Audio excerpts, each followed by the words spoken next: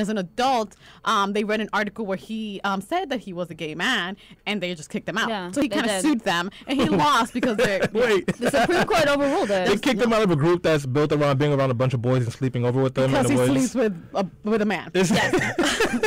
It sounds Did funny, they take his pocket knife? But so he sued them, and I was like, Give me but your pocket knife like I back. said, he did lose. That was 10 years ago, and it's like coming up again.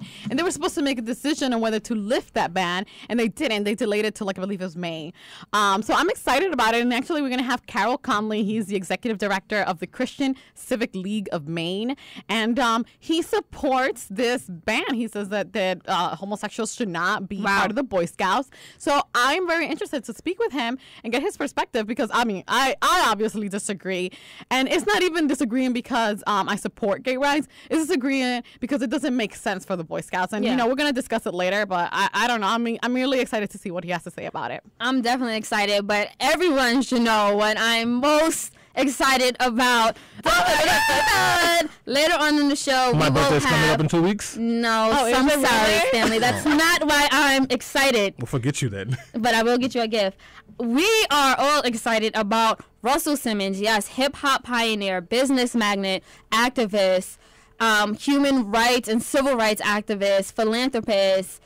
Just a lot of is. Yes, just a lot of is. He has over 2 million followers on Twitter. I'm sure you've heard and seen him somewhere throughout your life. Can I say he probably has one of the biggest influences in hip hop and has one of the most.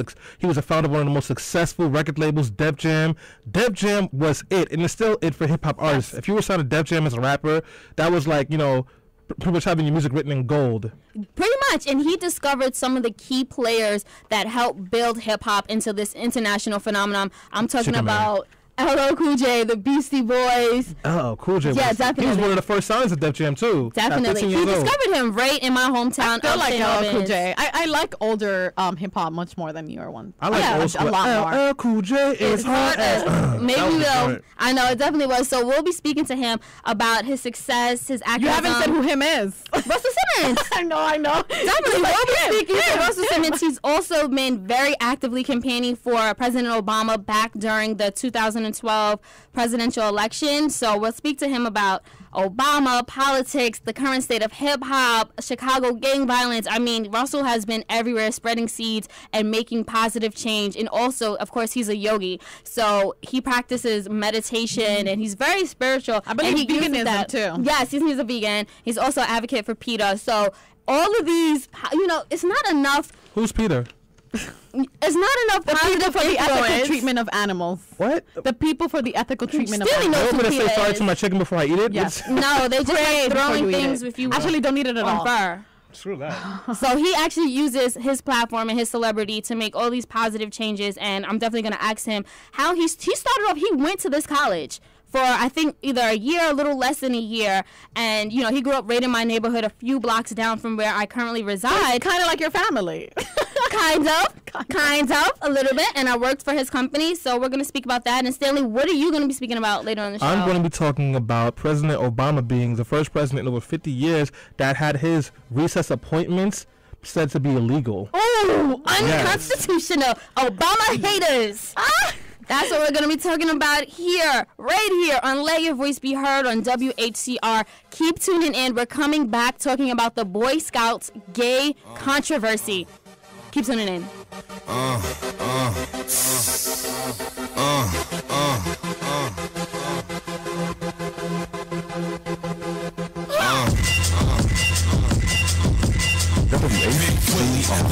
I say stacks, caddy, big daddy like Sonny Koufax. White walls on facts, mirrors tint, whatever we spent, get it back.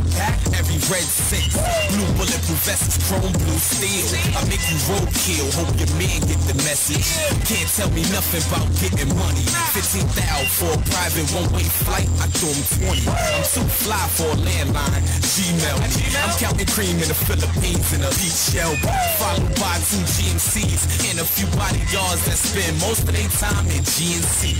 Your life look nice, but I love being me. I hate hustling white and I love puffing trees. At the end of the night, calculate a couple G's. 4B chain hang down to my knees. Since the beginning, I've been swimming in women from Yemen. Stars you won't meet in spots you can't get in. Body the beat like I killed it when I went in. You a loser, know nothing about winning. I'm 747 fly, high up in the effing sky. I'm number 1, you one of the numbers next to 9. This my life in line, it's no line. We coming to get it, coming home with it, looking like we barely trying. Light in the line, shines making them blind. I'm a machine for this green Optimus Prime in his prime, like the rollie with the time. Axel Foley with the crime, Einstein off the mind. Jay-Z in my lifetime, Martin King with the dream. Obama gon' die trying.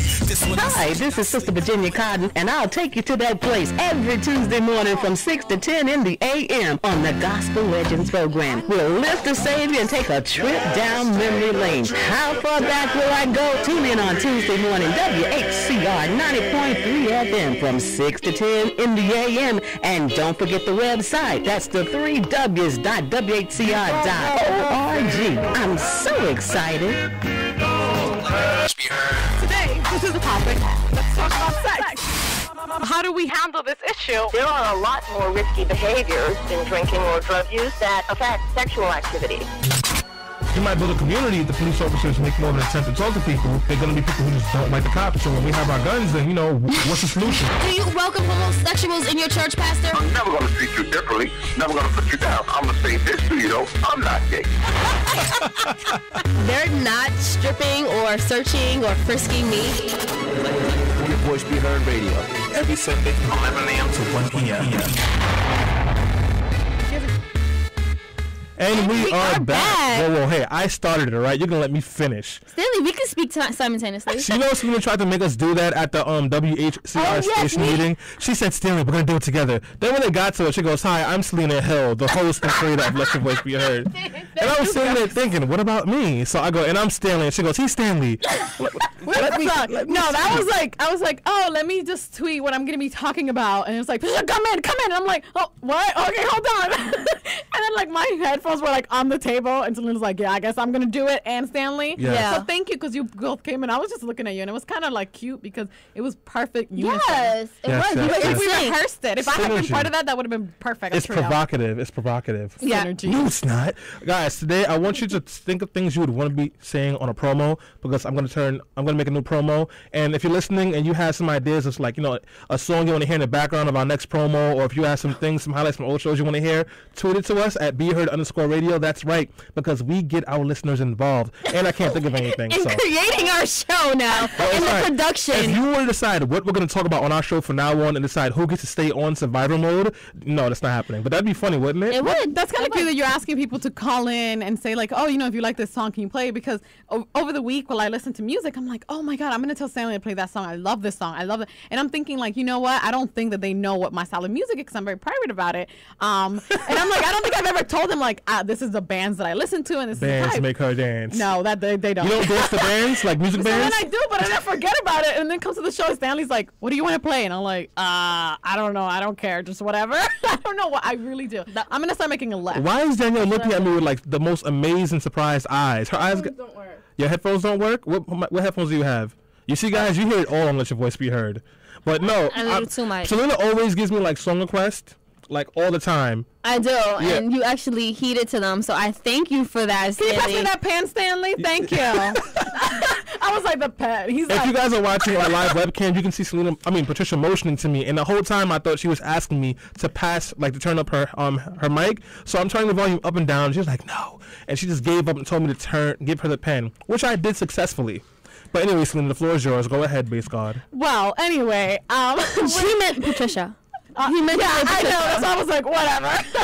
We're going to be talking. Well, we started. I introduced it earlier about the Boy Scouts. They have a ban ever since they started on having homosexuals be part of the Boy Scouts, and it's the same thing for the Girl Scouts. Like, I do not believe that they allow lesbian women, which is completely ridiculous in my behalf. But this is what they do. And the reason why they're able to do so is because they're technically a private organization. That's so true. they're allowed to make the rules as to who is part of, like, it's a membership.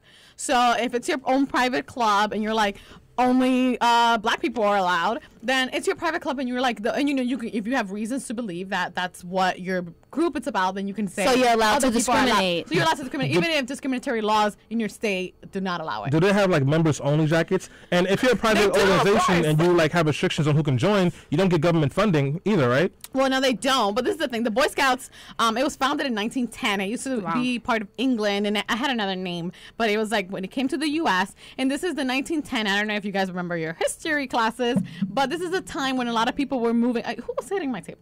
A lot of people were moving from from farms to cities. So there was like this big push of like, oh, our men are not going to be growing up with this rugged environment that they used to. And there was, I mean, it's a lot about like, oh, you know, they're going to become feminized now. They work in offices and they work in sitting down. And it was something like, we need to make sure that our boys are growing up with the same tools and things that they grew up when they were in a farm and a That's rugged so environment. awesome. So it's a very manly oriented, you know, organization. It's so like masculinity and all about that. But it has a lot of really good things too. As a youth organization, it has 2.7. There's nothing bad about masculinity. I didn't say it was nothing bad. Oh, no, There's a you lot of said good it. things about it. You said there's a lot of good things too. No, like, but I'm not saying that's not his ultimate goal to be just like, we're going to create these manly men. Yes. You know, they do foster an environment of like helping Yeah. your community, Oh, okay. helping each other, of trust, of building trust. They do. You know, it's a participation through outdoor activities. They build up, you know, this connection with the city and your surroundings that you live in. So that's a really, really interesting thing.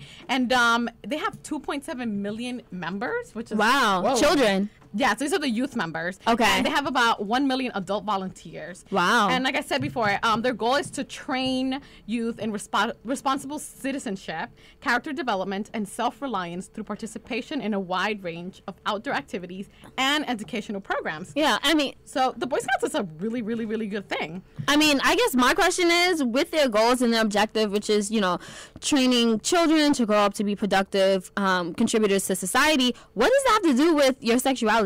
I just don't see any correlation between it, so I'm really interested to ask our guest exactly what his perspective is. I know that for the most part, when this ban came into play last week in news headlines, a lot of religious leaders and a lot of conservatives started speaking out immediately, talking about, you know, we need to uphold our traditional values. It doesn't need to change at all. And I hear them, I just don't hear the arguments or the reasoning behind that as much. Right. So I'm really interested. And I'm glad that we have someone from that side and that perspective It is coming on the show to really, you know, just kind of help us understand that way of thinking. I mean, for me, like I said, I was doing research into this, and I was like, okay, well, let's see. The only reason, like I said, that allowed the discrimination of homosexuals is that it's a private organization. But a lot of people believe that it's like this religious thing. And I'm like, actually, the Boy Scouts is not a religious organization whatsoever. Technically, they have no religious affiliation, and anybody with any creed can join, except that they have this oath that they're going to do everything like under God, or if it's called, like, I don't know. It says that's like true. the duty to God principle. Yeah. So because of this principle that they have as part of the Boy Scouts, if you're an atheist, if you're an agnostic, you're also not allowed to be part of it. So it's not just like a homosexual ban. It actually goes beyond that. So it's a paradox. You know, you have this organization that it's not religious, and then you have them telling you like, okay, but you must believe in God. Yeah. So, you know, it's a different thing. And the reason why that is so is because since 1913, the Mormon Church of Latter-day Saints supported the Boy Scouts, and they funded them. That's what I was going to say. Right. So and now the biggest supporters and the biggest funders to the Boy Scouts are the Church of Latter-day Saints and the Catholic Church.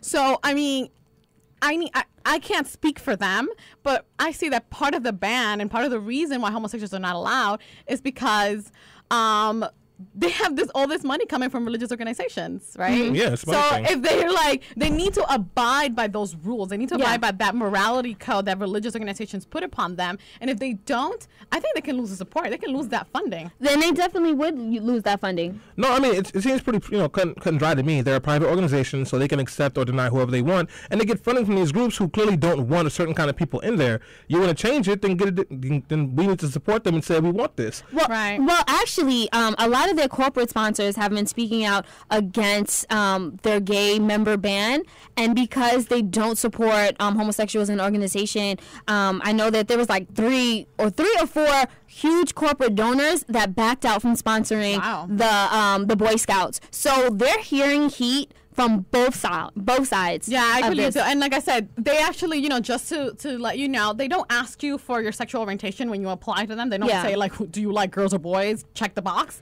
Not like the Army. So it's kind of like a don't ask, don't tell that they sponsor. Yeah, Army had a don't ask, don't tell. Okay. Right. So that's the Army got rid of that, but the Boy Scouts have not. So it is the same. It's like they tell you, hey, just don't tell us. But anyway, that was a very good intro. We'll be right back. I'm going to try to get our guest that we have. Hopefully he's there. He hasn't called in yet, but heck, don't worry about it. We always have good discussion here anyway. We'll be right back on WHCR 90.3 FM.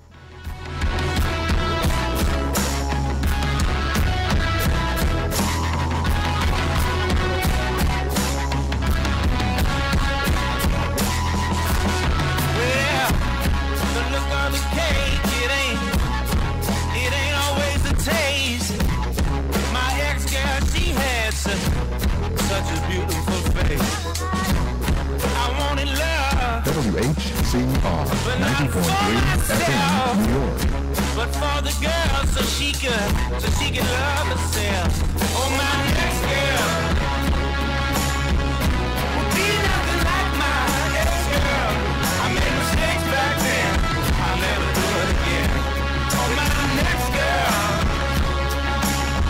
will be nothing like my ex-girl. It was a painful dance. Now I got a second chance. Yeah.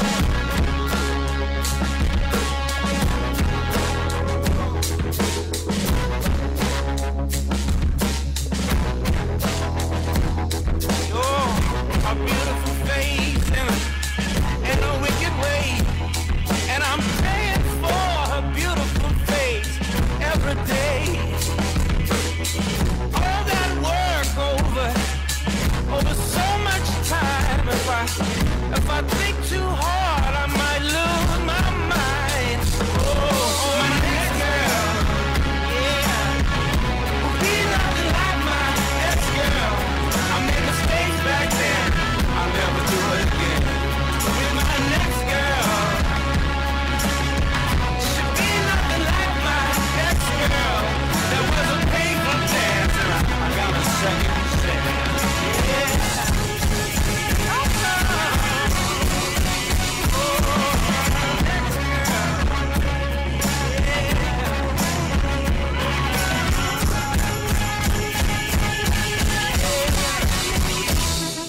My next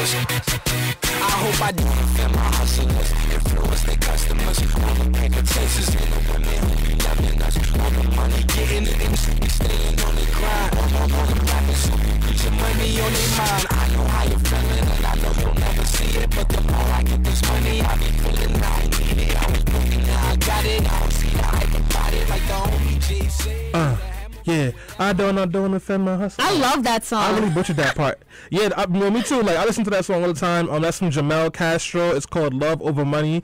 And that's one of our underground artists that we support right here in Lagos. Yes, We heard. definitely. You know what other underground artist I'm supporting? And I just bought her album yesterday. You've been saying that we're like underground. I feel like we're doing some inconspicuous activity down here. I'm actually getting paid to spin songs. I'm kidding. I haven't got paid anything. I've gotten Facebook thank yous. That's about it. But no, another artist who I've been supporting, Brittany Campbell. As you know, we always play Call Me Baby, and we have a new song from her called Clown. which we're gonna be playing today. But I bought her album Black Summer. It's really good. Yeah. Selena, I think you would like it. I think you Where would did you like get it from? Is it sell like on Amazon? Yeah, it's on iTunes. Oh, okay, cool. On I didn't even know iTunes for $9.99. Brittany Campbell on Black Summer. Really good album. Selena, you want to say something? Yeah. Yeah, like, I'm sorry. Yeah. silent nod, radio station silent nod. yeah. So back with the gay band. Yeah, back to the gay stuff, right? Let's get to the gay.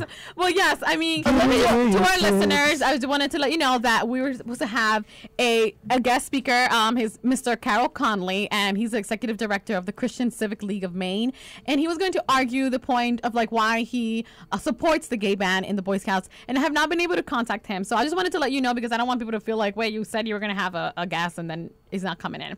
So we're trying. We apologize. This is what happens when you're live and in effect, as Selena says. But you guys can still. But you know what?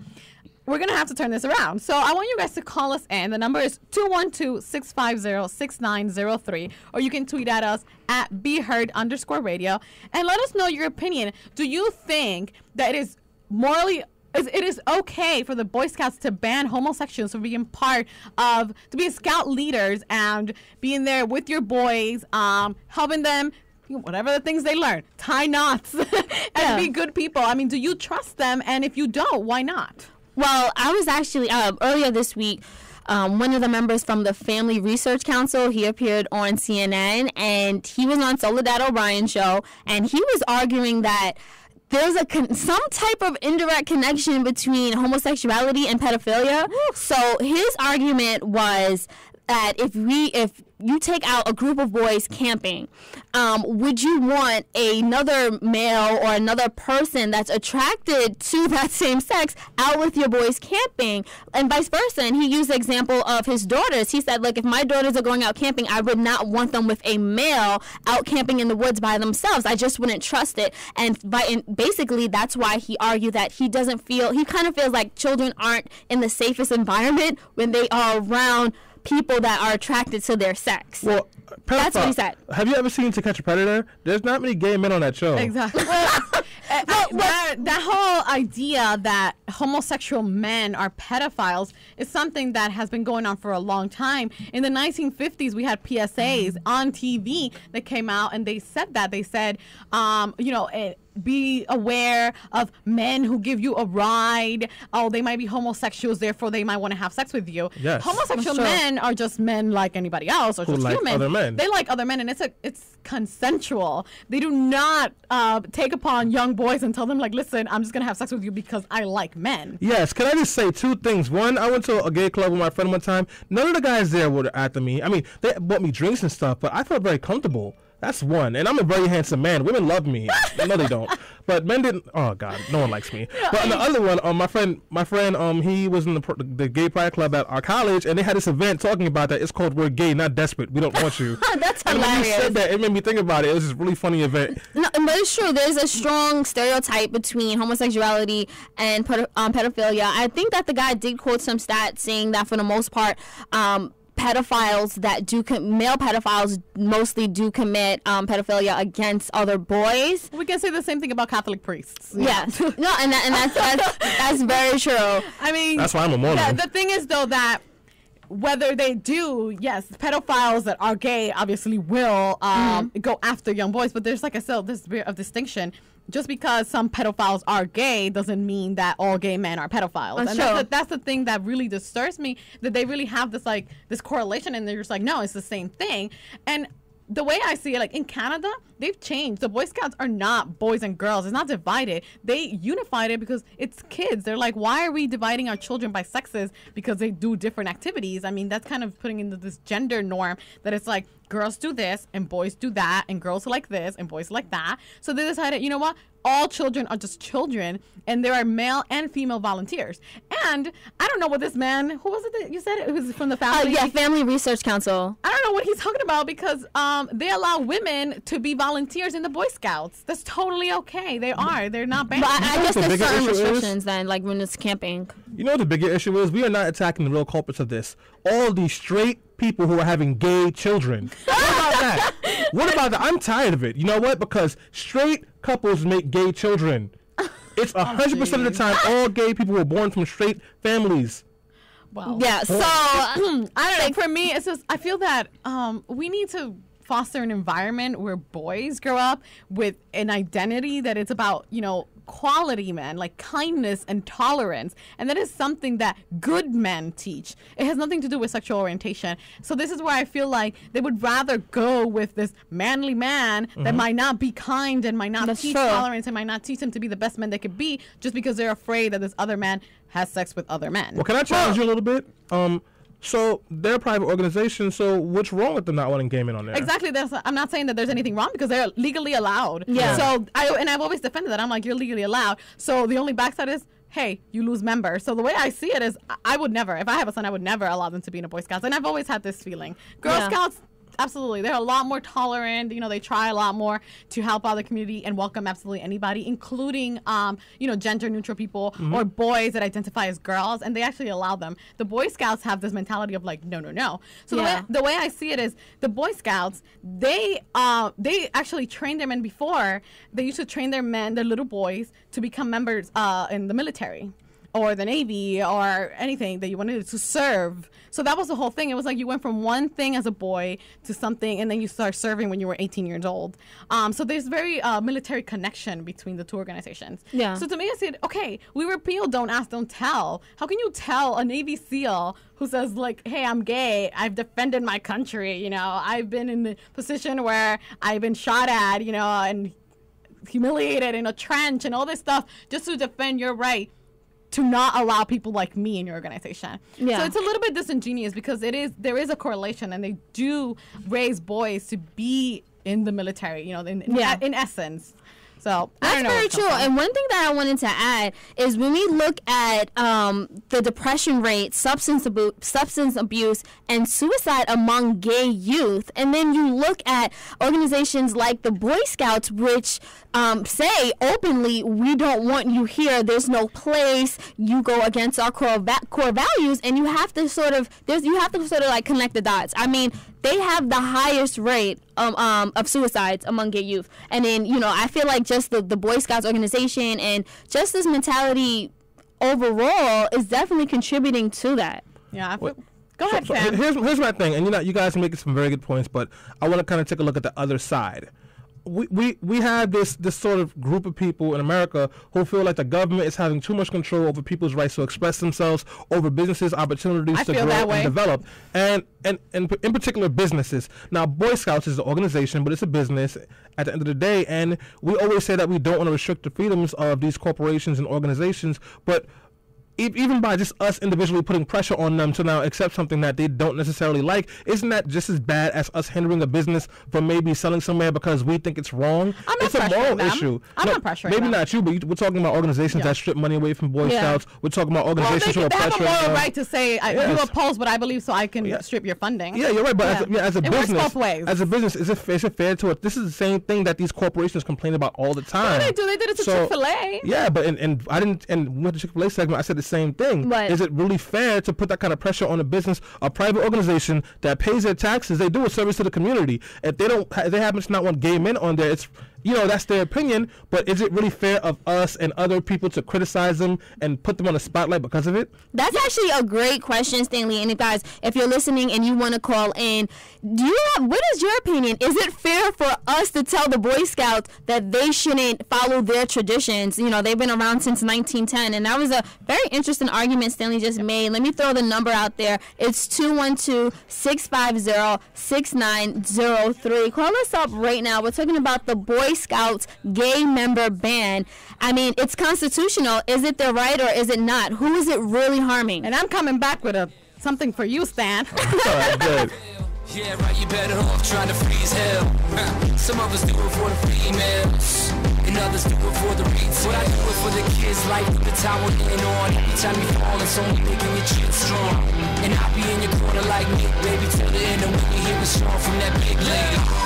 Until the referee reads the bell, until your eyes start to swell, until the crowd goes home. We gon' do it, y'all. Give them hell, turn your head.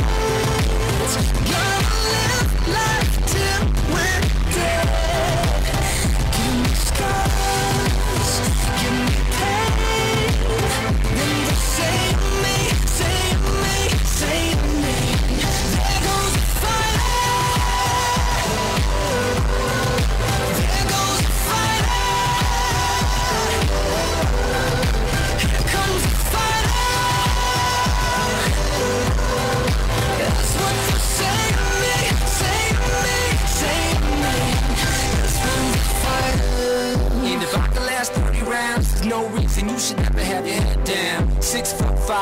120 pounds. Hailing from rock bottom, Loserville, nothing town. Textbook version of a kid going nowhere fast. And now I'm yelling, kiss my ass. It's gonna take a couple right hooks, a few left jabs, for you to recognize you really ain't got it bad.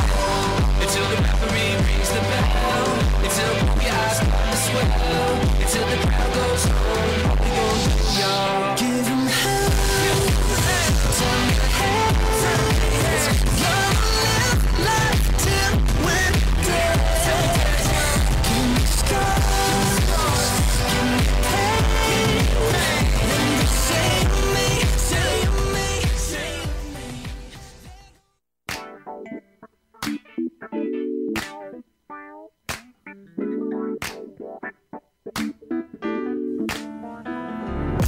Applewhite Hospitality Academy Incorporated. AHA is a school that provides training and education to those interested in pursuing jobs in hotels, restaurants, spas, catering halls, and on cruise ships.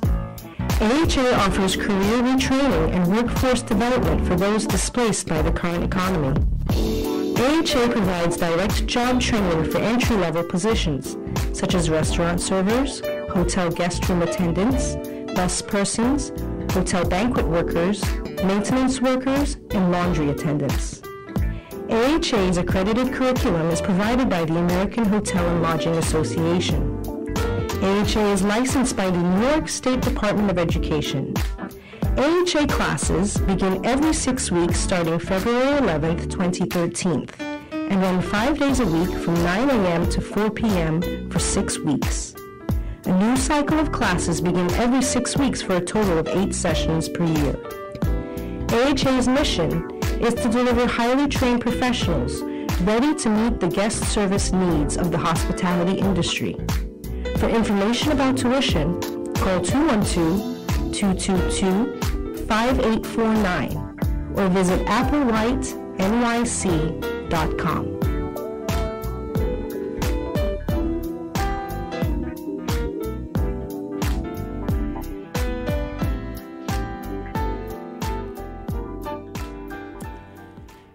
That was a very nice melodic music to come back to. I feel like I was in an elevator and the door just opened on me. Oh, the film is over? Sorry. You just woke up. That's so funny. That's our sponsor. Okay, Yes. guys, we are back on Let Your Voice Be Heard on WHCR 90.3 FM. And we're talking about the Boy Scouts and their ban on having homosexual members and scout leaders. And, you know, before we went on break, saying it's like, oh, how dare we tell the private organization what they can and cannot do within the confines of, their organization. They're allowed to accept or do not accept anybody they wish to, which is true. And I always say, like, hey, this is who they are. So the way that I take that back is like, well, then I'm not going to be part of your organization and I won't support your organization. And that's, again, the same. I have the same right. They have the same right. The thing that really upsets me the most is that we have this whole issue with gay rights. And we talk about it like, well, they have a right to, not like them. And the reason I feel that we say that is because I don't think we have associated gay rights with civil rights yet. We feel like it's just some people like it, some people don't deal with it. And it's something that we did within the African American community. There was a time where we were just like, well, if they don't like blacks, then they're allowed to not allow them in. And I think now we have a different idea that if we know an organization does that, we feel very like, why would you not? Like, what is wrong? Well, KKK doesn't let black people in. I don't care much. I think that they would if you say that white people are better. I'm pretty sure they do. No. One time, I mean, I don't like that. One time I actually reached out to them to get an interview. Groups. Yes. I don't think they're organization. They're a hate group. Yeah, but they're still like acknowledged by the U.S. government. It's not a terrorist group like regular gangs are. No, so I'm pretty sure they are. We don't hate the KKK for not accepting black people. We know what they are, and it is what it is. We actually do hate the KKK. But I think we do. I think that there's a lot of that. animosity against them. Well, there's a lot of animosity, and there's a consensus that they're not people that you want to associate with because it's like so that's what I'm trying to say. Well, that's fine, but what I'm saying is like if that's how they treat the KKK, then the people who don't agree with the Boy Scout letting gay men in, they can do that on their own. But what I'm saying is it fair to put pressure on them to change their ways because we don't like it? Why not?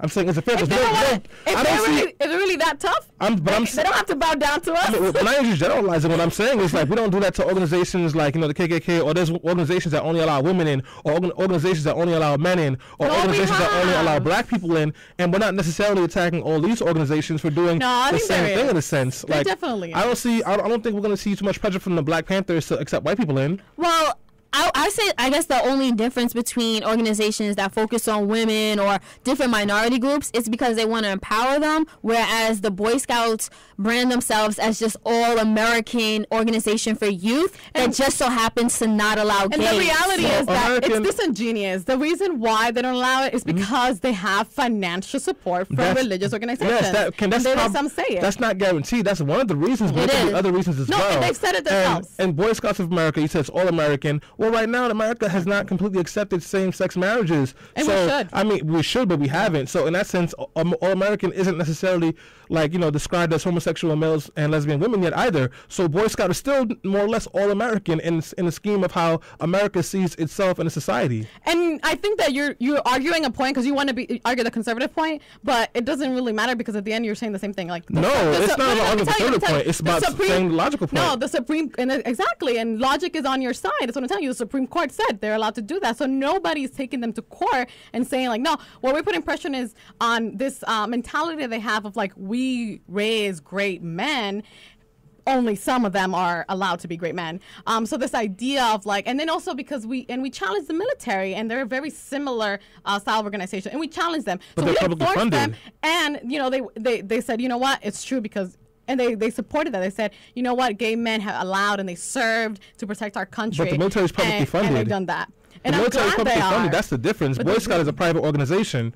And the reason why they've remained that way is because they wouldn't want to change that support, the funding that they get. No, but I'm saying, the comparison is unfair to military to Boy Scout because Boy Scout is a private organization. Exactly, but they still support the military. That's what I'm trying to tell you. They support it as like a gateway. The KKK supports patriotism. That doesn't mean anything. It just is what it is. And I'm sorry if we continue to say patriotism like it's an organization. No, I mean, but what I'm trying to say is that you can put a bigger microscope on the armed forces because it's publicly funded with tax money, so the public has a right to dictate. Boy Scouts of America is a private organization, so like my bigger argument. So what do you say we should do then? My bigger argument is is it fair? Is it fair to put that kind of spotlight and put a negative connotation to supporting them because they have a certain stance on things? That's my biggest question. And I guess the only way that you can answer that question is on a matter of opinion, and my opinion is because it's discriminatory and because, like Patricia pointed out, when we look back at different civil rights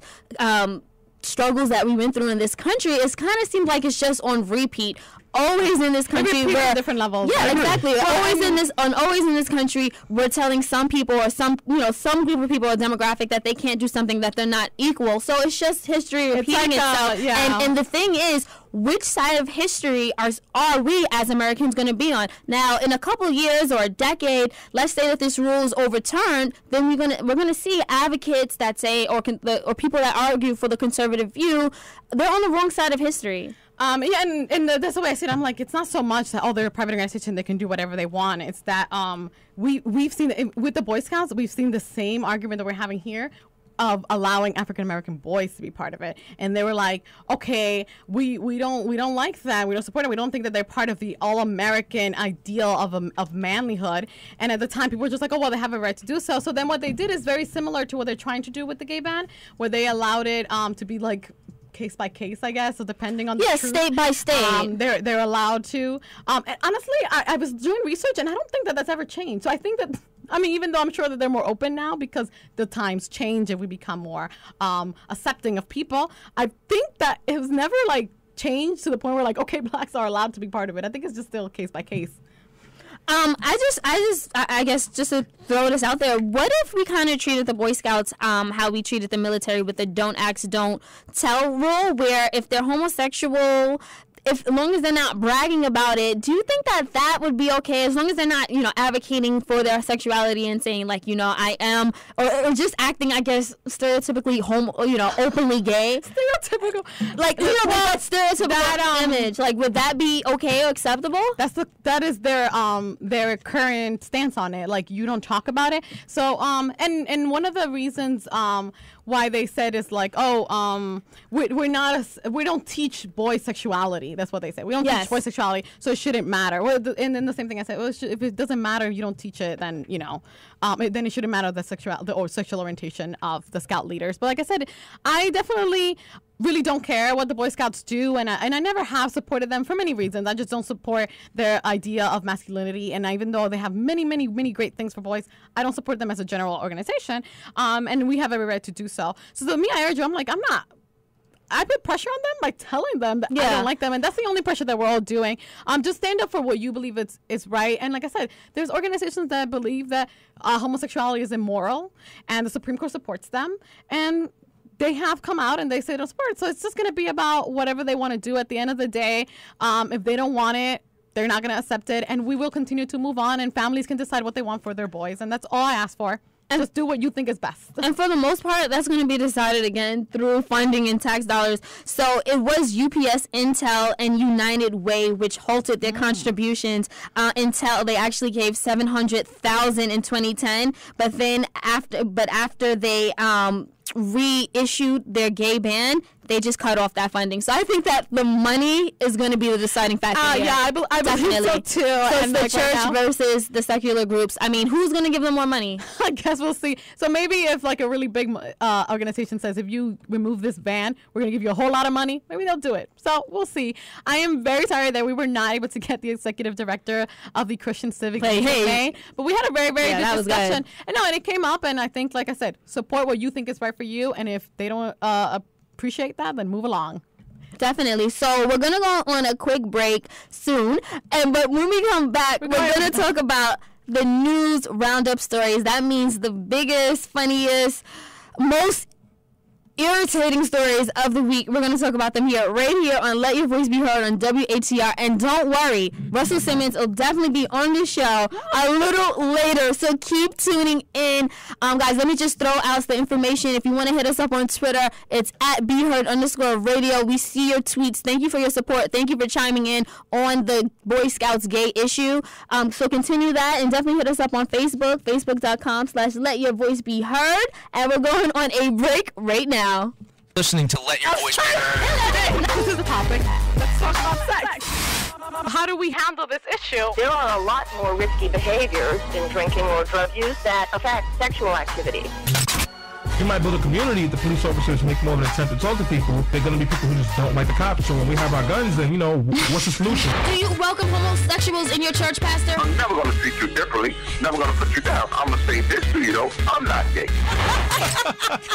They're not stripping or searching or frisking me. Let Your Voice Be Heard radio.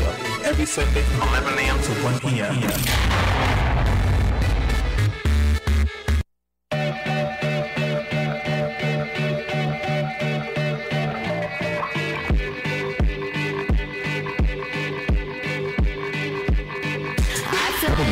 Whcr 90.3 FM, New York. If you come around here, I'll make them all day. I get one down in a second if you wait. I fly like paper, get high like planes. If you catch me at the border, I got visas in my name. If you come around here, I'll make them all day. I get one down in a second if you wait. Sometimes I think sitting on trains. Every step I get to, I'm clocking that game.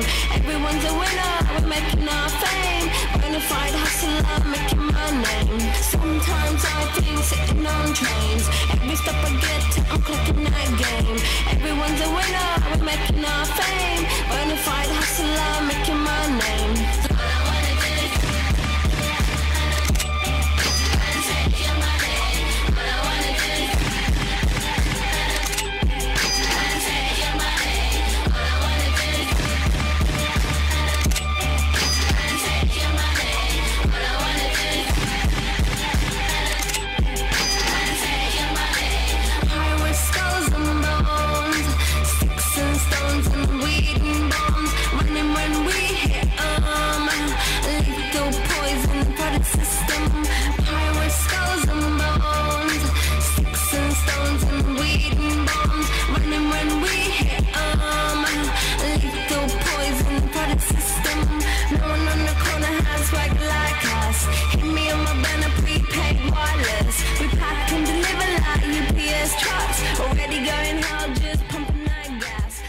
want to do is talk politics and social issues on WHCR. This is Let Your Voice Be Heard, 90.3 FM, the voice of Harlem. Selena That's this. Gold platinum all day by herself. Feminist rights, women's issues, black power. Liberal progression.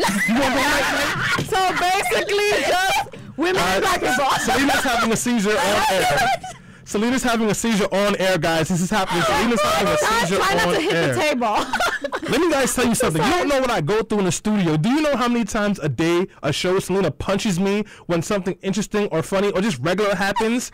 I have black and black bruises on my leg. Black and black, not even black and blue. I'm too dark to get blue. Got it. It's summertime. Oh my goodness. So back to this show. This is Let Your Voice Be Heard. It's time to talk news, roundup, stories, headlines. If you want to chime in and share one of your favorite news headlines of the week, call us up right now. The number is 212-650-6903. So to introduce this portion of the show, I'm debating what's bigger news, Obama's State of the Union speech or the Grammys tonight? Which one should I start off with? The snowstorm we had. Please. Can I talk about that? Please, Nemo. Hurricane Sandy, the cold corner, just hit us Friday night. The cold corner? The cold corner. Yeah, the mix-up coming out too. I got one vote for Grammy. Okay. Grammy. The Grammys it is. State of the Union, Obama. Okay, Patricia, you're Grammys. Grammys. Okay, You great. guys are racist. You clearly hate politics. Yes. So tonight, the 55th Grammy Awards are taking place this Sunday live, well actually today, live in LA. It will be broadcasting on CBS starting at 8 p.m. And I just want to let you guys know, we all know the controversy that Chris Brown has around at least once a month and around the Grammys. Remember back in 2009, he actually domestically assaulted Rihanna the night before the Grammys. So let me tell you what he did. I said he beat her up. Yeah, domestically assaulted her. He beat her up. Yeah. So this pre-Grammy night, Chris Brown actually got into a car accident. He hit a wall in an upscale Beverly Hills neighborhood because he was trying to escape the paparazzi and he was driving a black Porsche. So Chris Brown and Grammys just do not equal anything positive. In the positive, I'm glad that he hit a wall, not a woman. Yes, he's improving. He's improving. Yes, he's hitting. It was not a female wall, right? Yes, he's hitting walls now and not women. Okay, got it. Our Breezy fans are like abhorring us right now. He's like a train wreck. I don't even know why we give him media attention, but holy crap. Wait, that was the best line of the morning. Patricia, you are on fire today. You're glad he... Are you tweeting that, Danielle? Oh, my God. I'm happy he hit a wall, not a woman. You're right, and he's not throwing chairs at windows today, so that's a good thing, too. Or making homophobic remarks against Frank Ocean or other gay people in Or media. making fun of people for being molested as children, as he did on Twitter before. Or being raped, yeah. This guy is he's classy, isn't he? But you know what? Rihanna was actually showed up in his to his court session this week. I saw that. He's actually he's under fire because people are saying that he did not commit his community service. So he basically violated his probation. So Rihanna and his mother showed up to court, and Rihanna's blowing him kisses while he's in court for beating her up in 2009. They're both just a hot mess. That's what they are. I say, how about we just leave them alone? Chris Brown, in my opinion, is a shell of a boy. Look at you. I'm not a fan of him. No, we're not leaving him alone. Let's stop talking about it. And let's, like, Rihanna, she wants to be with him. That's fine. Hopefully he has stopped beating her and other women in general. But who cares? Like, he has money, so he'll be able to outskirt certain things because money can pay for things. I don't know. Listen, all I got to say is that this reminds me of this article I read that said that millennials, as in our generation, 18 to 33-year-olds, or 33-year-olds, that was really hard to say, are the most stressed generation ever.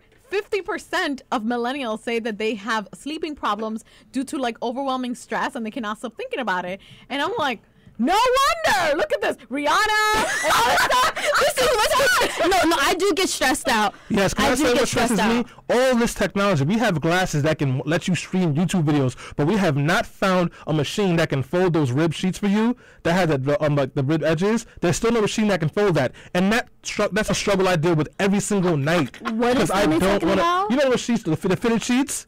The what? The fitted sheets. Fitted sheets. Yes, there's no machine that can fold those for you yet. There's no science. Okay. When is this gonna Do you happen? know how to fold them? I shouldn't have to. Yes, you should. I can order my food over. Okay, with my first of all, Stan, that is just first world problems. But somebody else washes my clothes for me.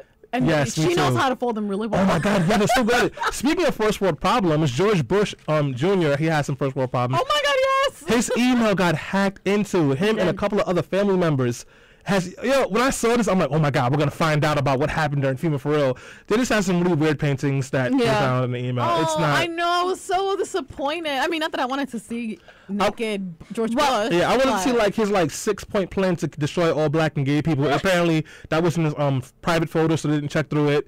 Oh man. Or the spam. Yeah, right. Maybe they got. But speaking of classified information that was revealed this week, the New York Times and Washington Post both confessed to withholding information about drone strikes. Now, on Wednesday, this became a front page story on the New York Times, and the reason why it was so controversial is because we all know that the Obama administration's drone strikes in the Middle East have been in the center of controversy for a while now. And it turns out that the New York Times, Washington Post, and other news outlets actually made a deal, an underhanded deal with the Obama administration to withhold certain information. Duh. Now we rely on these news sources.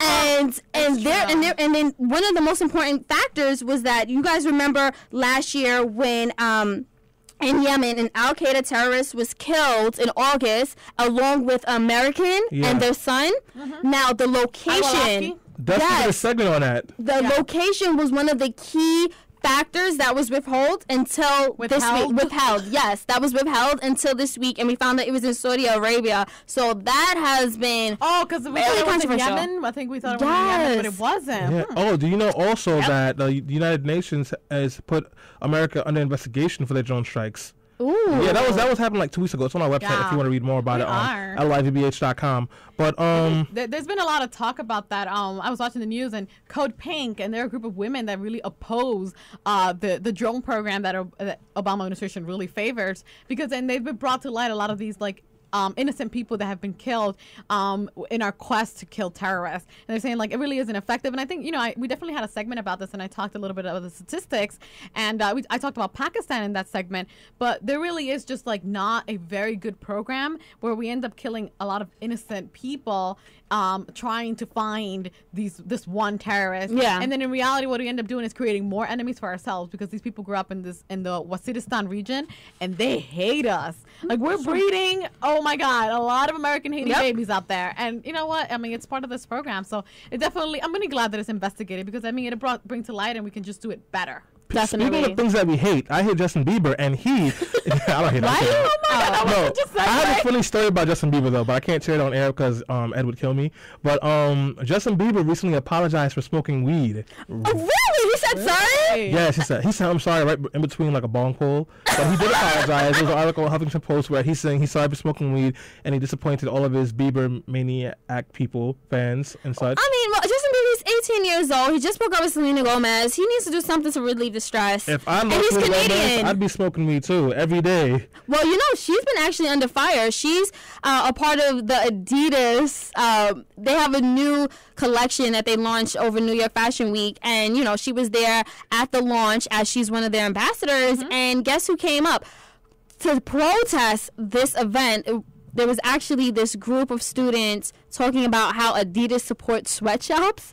So they came in, and this one guy was actually escorted from the event through, a security guard actually, threw him out of the event while Selena Gomez was on stage. But, she pulled through. Just speaking of Selena Gomez. Why was she under fire for that? Well, because they were saying, they held up a banner that says Selena Gomez do not be a supporter of sweatshops. They couldn't send her an email or schedule a meeting for her? Well, that's how they get media attention. No, I mean, that's kind of how you pressure people. If you do it in privately, then nobody's going to listen. Kind of like what we were talking about the Boy Scouts. I mean, you give them public pressure, and then, more likely that they'll support whatever we think it's right. But gosh darn hippies. That's how it is.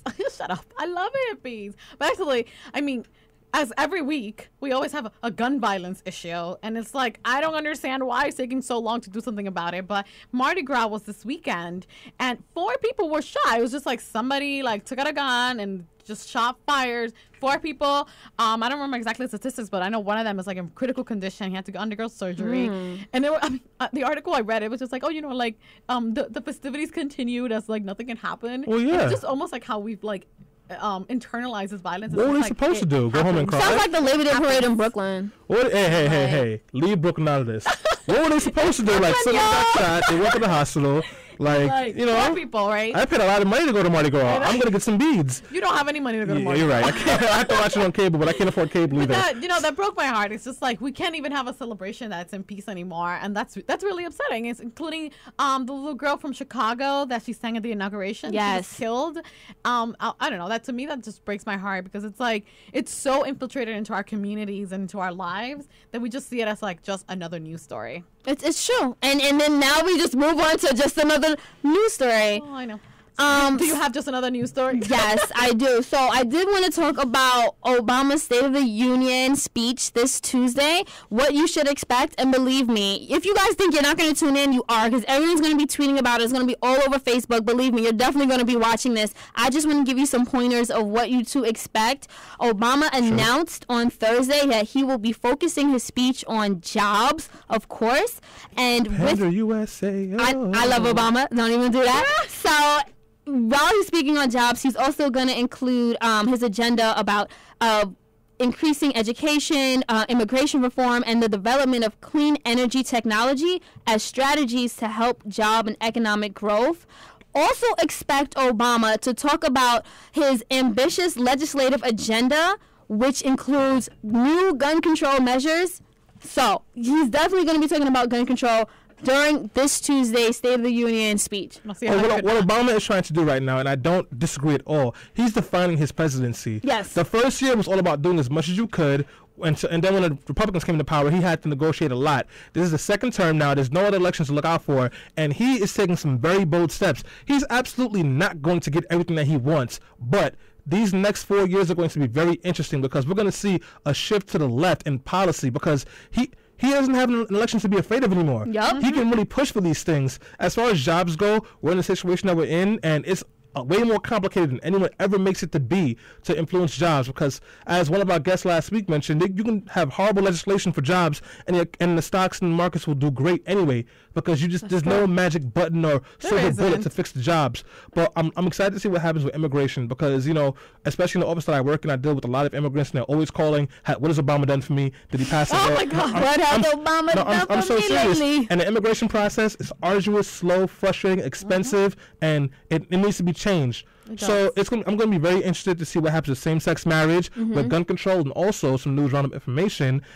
There's a bill being pushed in Congress to legalize marijuana. On a federal level? The next 4 years are going to be fantastic. I'm going to be high with good news. Actually, just to pull off a little bit of all the things that you said, this week at work, I was in a meeting, and because I worked a lot in Hoboken and a lot of projects out there. Hoboken is a historical area, so a lot of the work that needs to be done, you need to be coordinated with Historical Society and industrial engineers, so that's why I work a lot there.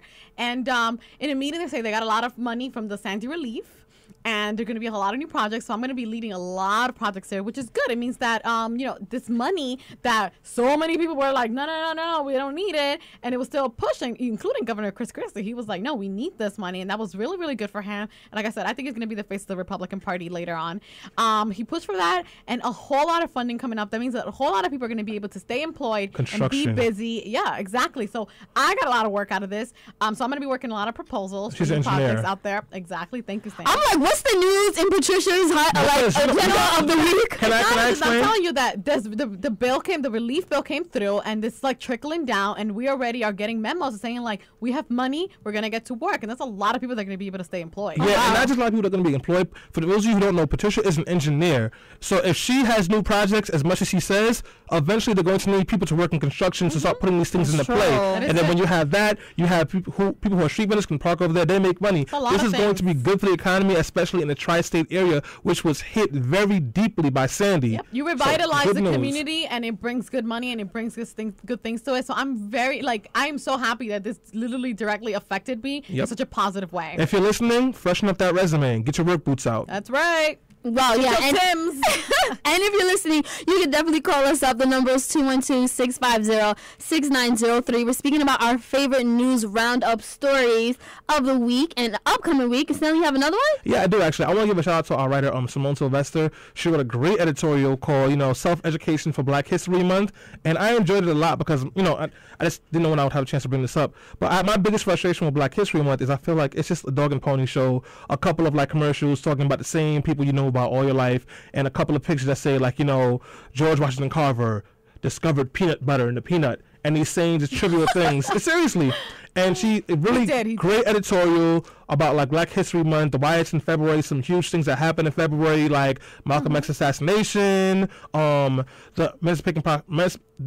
bill that made African Americans, all African Americans free. It was voted on and approved in February. A lot of really big monumental things. So it's not because it's a really short month. Yeah, it's not a conspiracy that Stanley was suggesting on the show. Conspiracy. I just said that we only have 6 or 7 real days of Black History Month. Oh. Come on, think about it. What have we all been focusing on these last 2 weeks? Valentine's Day and Groundhog Day. Exactly. And then next week, what is it going to be? Stanley's birthday is coming up. Oh, right. And then that's part of Black History Month. No, it's not.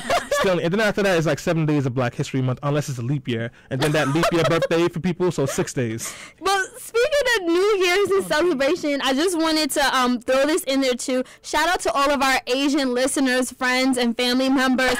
Today, 1.5 billion people worldwide will be welcoming in the Lunar New Year, also known as the Chinese New Year. So, 1.5 billion, I'm pretty sure somebody's celebrating today. They are. It's one of the most important holidays in Asia, and it's estimated that 200 million people actually traveled to China to be with their families to celebrate this custom. And if you didn't know, this is the year of the snake. Last year was the year of the dragon, so... I was born the year of the tiger, actually, and I think that's really cool. Oh, really? Oh, were we? That's so cool, Stanley. Swag City, you were like a beaver, Selena, right? What? You were 84, 87, 88.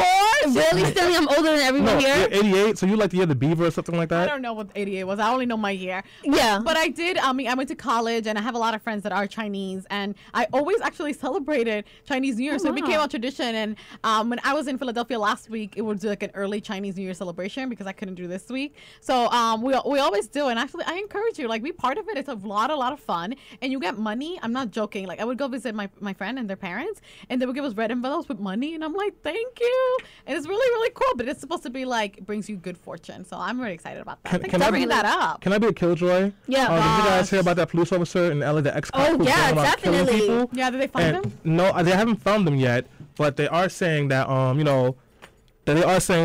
he's still on the loose, and he posted this really creepy Facebook status, which we haven't posted on the website yet, but he's saying that the LAPD sabotaged him. They're still as corrupt as they ever were before, but get this now, and he said he's not going to stop until his name is cleared.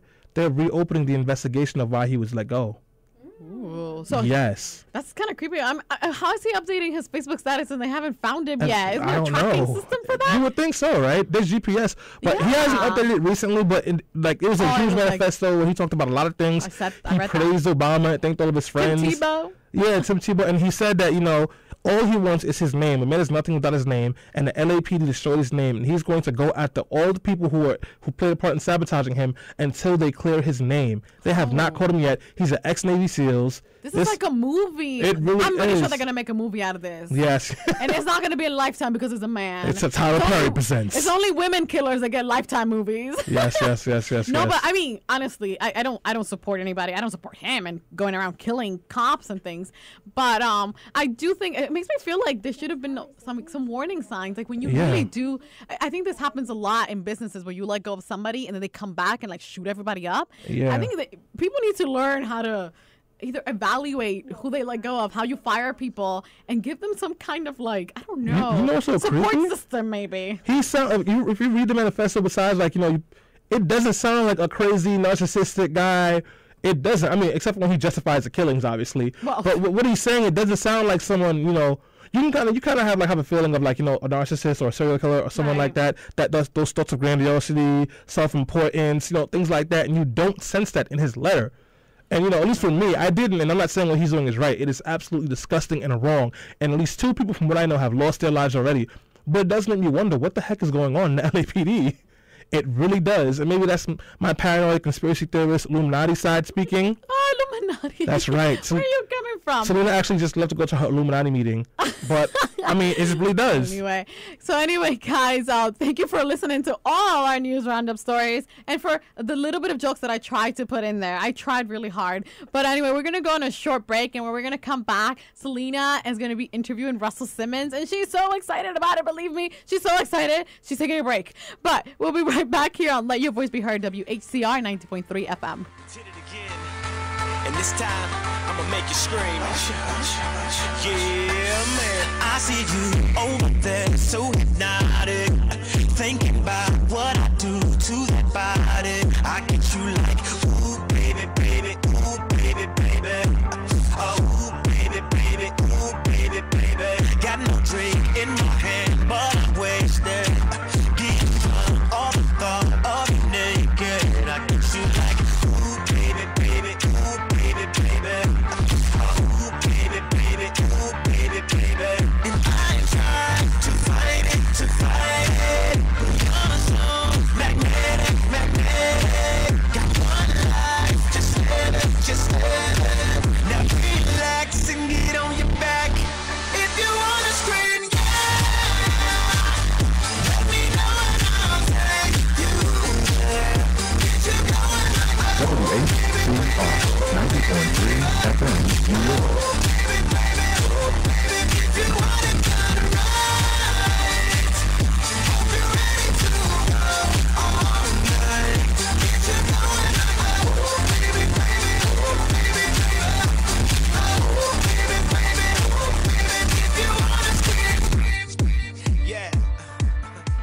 Variedades latinas, música romántica. Escúchala y siente lo mismo que yo. walk through cops and doors and roam all over Coliseum floors. I stayed on stage at Live Aid. All the people gave and the poor got paid. And I was speaking WHCR 90.3 FM, New York.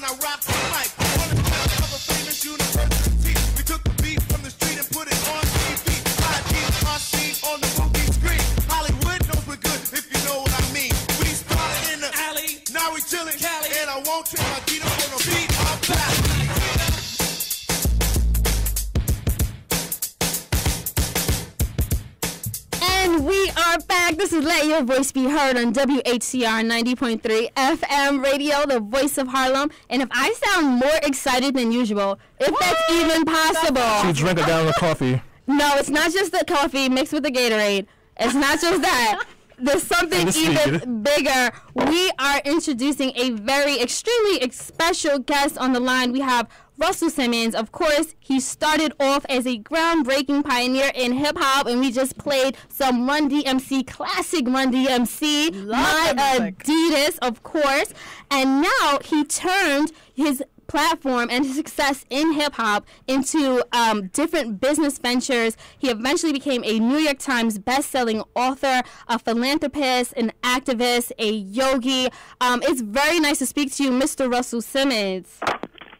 Quite an introduction. Thank you. Happy to be on your radio. What's up? Yes. So let me just start off with this. Your roots are in hip-hop, and you started off in Hollis, Queens, a few blocks down from where I currently reside in St. Albans. You actually went to City College. We're here at City College right now on WHCR. First question I want to ask is, hold on, let me get to the question. She's like, flip page. What is the blueprint that you left for hip-hop artists to reach international fame? What is that blueprint? Well, it's not a blueprint that I left. It's one left by all the prophets over and over. Everybody who's had success has laid the same groundwork. It's about the idea of focus and dedication and faith. I mean, when we work hard and we're tolerant, and the word resilient, I guess, really comes in. When we work hard and we're resilient, and we keep our head down and on our vision, then it's impossible to fail until we quit. And I think I love the music, and I love that I was doing so much. I did it for love, and when you work that way, and without, without being swayed or distracted, anybody can have success in anything they imagine with this kind of formula. So if there's a blueprint, it's written over and over again. And hard work, dedication, faith, and resilience is the blueprint for all success in any industry. It definitely is. If you guys are just tuning in, you're listening to Let Your Voice Be Heard. We are speaking with world-known celebrity activist and hip-hop pioneer Russell Simmons. If you guys want to call in because you had a question for Mr. Simmons, the number is 212-650-6903. He just gave some very valuable advice to, making it and reaching a certain plateau of success. Now, just this week in particular, everyone saw Beyonce's Super Bowl extravagant halftime show performance, and there was so much criticism around, her being a part of the Illuminati or some secret society that, helped her reach her success. And Russell Simmons, of course, he was saying, I definitely want to get your feedback on this, Russ, because you were saying that it takes dedication, it takes hard work. It's no sort of, secret society or conspiracy around it. But again, you're saying that the two success are just hard work and dedication. And as cliche as they sound, you're saying that that's exactly what got you to your plateau today, right? Yeah, well, I'm saying some people look successful in the world. They have things and they have a return on some work that they do. It may be minimal work and it may be great return. But the formula that you can't fail with is the one that's hard work and resilience, right? So, of course, people get worldly success, but the formula for happiness is the work itself. So make your work your prayer. Enjoy your work. You cannot enjoy your riches while you enjoy your work. In fact, you never enjoy your riches. You only enjoy your work. So working is itself the prayer. Working is itself the thing that promotes happiness. When you're making a record, you can't be thinking about the toys you'll get later. It's the intense concentration on the melody that brings you to happiness. It brings you to a space of awareness. And when you honestly can see God's miracles, it comes from presence in the moment. So you drive a car around the block and you park it, and whatever shock you got from having it disappears. But being awake, everything from a sunset to a corpse looks beautiful. So you have to be awake. This shock into presence that you might get from a toy is short-lived and not real. But awareness and consciousness that comes from work itself, that comes from being engaged in the world. When you see every flower driving down the street, when you see God's miracles, that's because you're awake. So you see a sunset and it shocks you. You go back there every day, but it's the shock of that sunset, the beauty in that sunset that gives you happiness. And you want to be present and awake. That's what life is about. Russell, I'm taking notes over here. By the way, my name is Stanley. I'm an engineer. I have a question for you because as Selena and almost everyone that I know says about me, I'm a workaholic. And I say that proudly. I love to work. I feel purpose every day in having something to do. And I guess I could say I'm in that group of people, who are listening and who are in the studio, who we want to be like you. We want to be able to attain the level of success that you have had. And Selena, who's always... It's nice to see your work affect people. It definitely is. It's nice to see your work affect people. But you can affect people in the smallest ways and get the greatest satisfaction. In other words, is God favoring Bill Gates because he gave $1 billion? Is he favoring him over, or billions? Is he favoring him over the person who's actually administering the drugs in Africa, the person who's actually saving the lives? No. So is your work, and the world is going to keep spinning and it's in perfect order. Yeah. But what you do to change the world is minimal. What you do, your intention in this world is everything. So what would you say is your intention in this world? No matter how rich you are, you can only sit your ass in one seat. That's right about you know what I mean? So yeah. everything else, the idea of being comfortable in your seat is what we're looking for. Yeah. We only got a minute to be here. We should be happy. You're right. Happiness is something that you can't get on the outside. It's only on the inside. I hear you. Very deep. So, but what's your intention in this world, Russell? If out of all the amazing projects you work on, what do you think is just that one driving point or factor or push that you have that you get the most satisfaction from? The thing that's in front of me, if I'm lucky. The record that's playing on the radio, if I'm lucky, is my favorite record. I don't want to turn from it. I want to be in it. I hope that I'm awake and alive in the second, because in this second is supposed to be where the beauty is. And sometimes you achieve it through different things, through meditation, through yoga, through playing basketball, through whatever it is, through sex. You know what I'm saying? At that moment, when you're awake. So it's not the outside stuff, but it's what it brings you to on the inside. And many practices bring you inside. None of those things cost money. None of those things are real on the outside, but the things on the inside cause all happiness and sadness. So you have to really work on digging inside, because you can't find it on the outside. Wow. Very powerful words again. Now listen, I'm not saying people don't like toys. Yes. Right, so I know you're going like, damn, that's some rich shit he's saying there. That's, I know how you're, but no matter how, you cannot achieve happiness through money. Money doesn't make you happy. Happiness makes you money. It attracts money. Stillness attracts everything. And the world unfolds in front of anybody who's still, who can see the world in its real time. But the distractions of the mind, the noise, that makes sadness and sickness. So you don't want that. Yes. So you want to try to do things that promote that kind of happiness, and you want to try to operate from that kind of abundance. You know what? And as I was trying to say earlier, yes, these are such enriching, enlightening words. Definitely very powerful words. And we know that over the last decade or so, you've been an advocate for meditation, and you became medication for the first 30 years of my life. She almost said medication. Well, at one point, but now yes, but now it's meditation, and now it's yoga. And I just want to know, because you speak a lot about it in the books that you author. How is it that yoga can transform and meditation can transform, I guess, even people who are under so much stress and so much pressure as someone of your status and yourself, into absorbing and appreciating the little things, the little gratifying things in life, and gives you that pathway to tell us that, hey, you should look for happiness. You shouldn't be looking for just the toys. No, I shouldn't. I'd say yoga is my path. You could be a good Christian.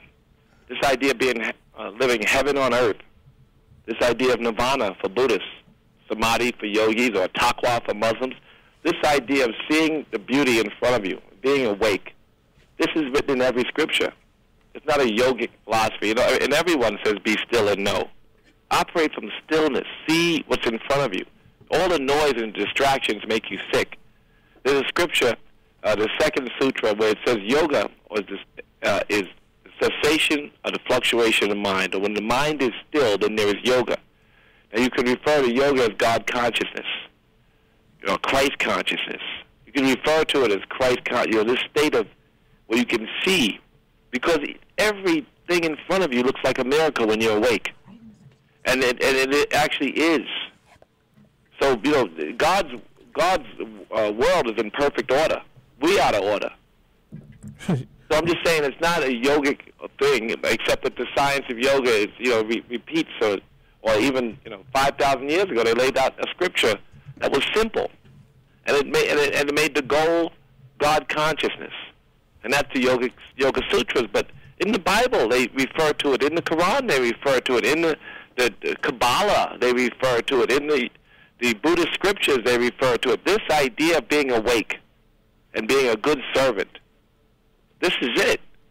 Ain't no other. It's it. There's nothing else. And that from there, you attract things. It's true. And sometimes you get distracted by those things. It's true. Puff says, or Diddy says, Puff. My man says, more money, more problems. Mm-hmm. You know. And so I'm not saying they're problems if you learn to give them.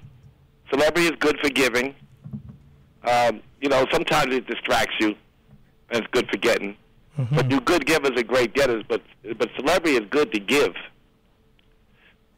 You know, I mean, it gets you stuff.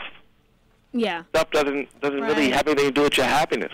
Well, I'm sorry, go ahead. No, I mean, you're right about that. More problems, but you know what, Russ? To be honest, I'm broke. I'd rather have money and pick where I could be mad at. I understand that. You're doing something great, Stanley. Look, you're here. Yeah, but I can't pay my student loans. And we have a lot of people, you know, who are listening. So good balance. Where, like, you know, we can't pay our student loans. We're struggling out here. And we have one person in particular who we called in. I lost the contact, but I wanted to ask a question for him. His name is Brandon Songdance. He's from the Bronx. And he wanted to ask you know how to make an email send from a Samsung? How do you press send? Did anybody know that? We'll tweet that. Can we tweet that answer That's to why I'm Uncle messing with Russ? this BlackBerry 10, but I'm looking at this Samsung. Which button do you press to press send? I have no idea. I can barely use my iPhone. I got a BlackBerry 10. It's easy. The new one? Yeah, the new They one? gave it to me. It's easy to work with, but I'm trying to figure out this Samsung. I just want to know how to press send on an email. I wrote this long Maybe there's email. a drop-down menu. Have you tried yelling at it? I used to do that to Mountain BlackBerry Bold, and sometimes it worked.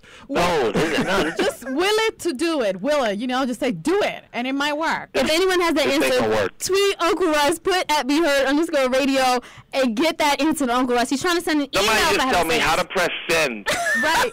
Send on the Galaxy. How do you press send? If I wrote an email, and everything else, like, this BlackBerry 10 is intuitive. I'm looking at the Galaxy. And I know it's really nice. A lot of people like it. I just don't know how to press send on an email. Is it on the screen? Huh? It might I'm have looking at the screen right now, yeah. Maybe enter? No. You don't know. If somebody tells you emphatically how to take this Galaxy 3 or 2, whatever it is, and 3, and press send. Right. I wrote a long email like a book. I don't want to erase it. What do you press to press send? We're going to get that answer get back to me on that. Somebody may call in. Look, what are you asking me? We actually have a caller on the line. His name is Brandon Songdance. Brandon. Yes, Brandon Songdance from the Bronx. You are on Let Your Voice Be Heard. Please be heard. Does Brandon know? And if you know how to press send on email. I definitely know, by the way. I think you, once you click on email, you type in your... yeah, I did. I typed a long email. Now, how do I press send? You press send. It should be send right on the no send on this. No. I can't believe this is happening right now. You don't have it. You don't have a Galaxy. Click on the little button on the drop-down menu. The drop-down menu. Yeah, like the drop-down, and then it should say send, copy, paste, all that stuff, and you should be able to do that. Come on, Russ. All right. Save and draft. I almost lost it. Okay. So all what's right. your question? What's your question? What's your question, Brandon? The question is, studying. I am a singer-songwriter, producer, artist, and I just work extra hard. I've been studying the game for a while. One of the person I studied is Ken Loud, who also talks about the decision between the 360 deal and going independent. I never really got information on how you feel about as an artist that grow his brand and able to do what he needs to do by himself, the decision to making to go in the 360 deal or going independent. They pay you a lot of money and you want to sell your soul. You're selling your rights to sell stuff that they don't know how to make. They're not entrepreneurs, and most record companies don't know nothing about making a shoe or clothes or even making a decent merchandising deal, or they don't know a lot about a lot of stuff. They sit around when you become, and they help you a bit. They have money, and they help you a little bit, but really, you got to get yourself hot. It's like nobody's making nobody hot now. They don't have a staff to do that. They will get you on the radio at the appropriate time. You know, that's expensive. A lot of stuff costs money. But but if you get a hot record, you throw it out the window, it stands up on its own. If you get a smash, nobody can stop it. If you get a good record, they can spend all the money in the world, it won't matter. So a lot of times these days, artists build themselves, everybody. When Curtis Blow, I got him hot in 1979 by playing the record so much in the club and making up an order number so the record company saw the orders. And then when he signed Jay-Z, he was hot on the street. I didn't do nothing. He was already had Ain't No Nigga in the Street. We got that record, put it on Nutty Professor soundtrack. So most artists are not developed by labels. They build their brand on their own, and then they get signed. So labels not helping a lot in the music department, and they definitely not helping you get a Toyota commercial. Wow. They're doing a lot of nothing. That's true. Very true. To do that. So giving away all. So if they give you enough money and you need the money, and that's your deal, then okay. I mean, that's up to you. But really, 360 deals in companies that don't understand it. You can go to Kevin Lyle, the manager, who understands a little bit about various different industries and would help you fully exploit your celebrity. But right. But if you're a music guy, make the music. Put it online. Make the music. Yes. Forget about the money. Hey, Russell, this is Patricia here. I'm a host here with Selena, and I've been listening, and I just have this. First, I have to compliment you. You have a very prophetic voice.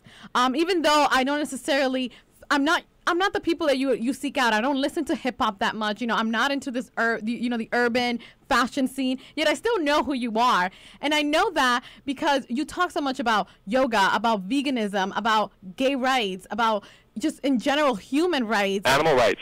That is true, and this is something that I connect with you with. And even though, like I said, I don't listen to hip hop that much, I find it a lot of times it's very homophobic and it's very sexist. And they're not so homophobic or sexist. Right. So can you explain to me? They say things you may not like, but they say things that people think. They're not more sexist than their parents. I agree. They're not more homophobic than their parents. They're not more racist than their parents. And they're not more gangster than this government. They ain't nothing about hip hop that's nothing but an honest expression of a mirror of some of the sometimes sickness in our society and sometimes reality. Right. We are homophobic as a people. Sad. So do you consider hip hop just to be this prophetic voice where they just represent society as it is right now, not necessarily as we wish it to be? Yeah, a lot of times. Sometimes it's aspirational. You hear Jesus Walks, and you'll hear records that make you feel terrible. Right. You know, the police chief's blaming Chief Keef for Chicago's violence. Yeah. He's a rapper. Yep. And he's showing you what's going on in Chicago.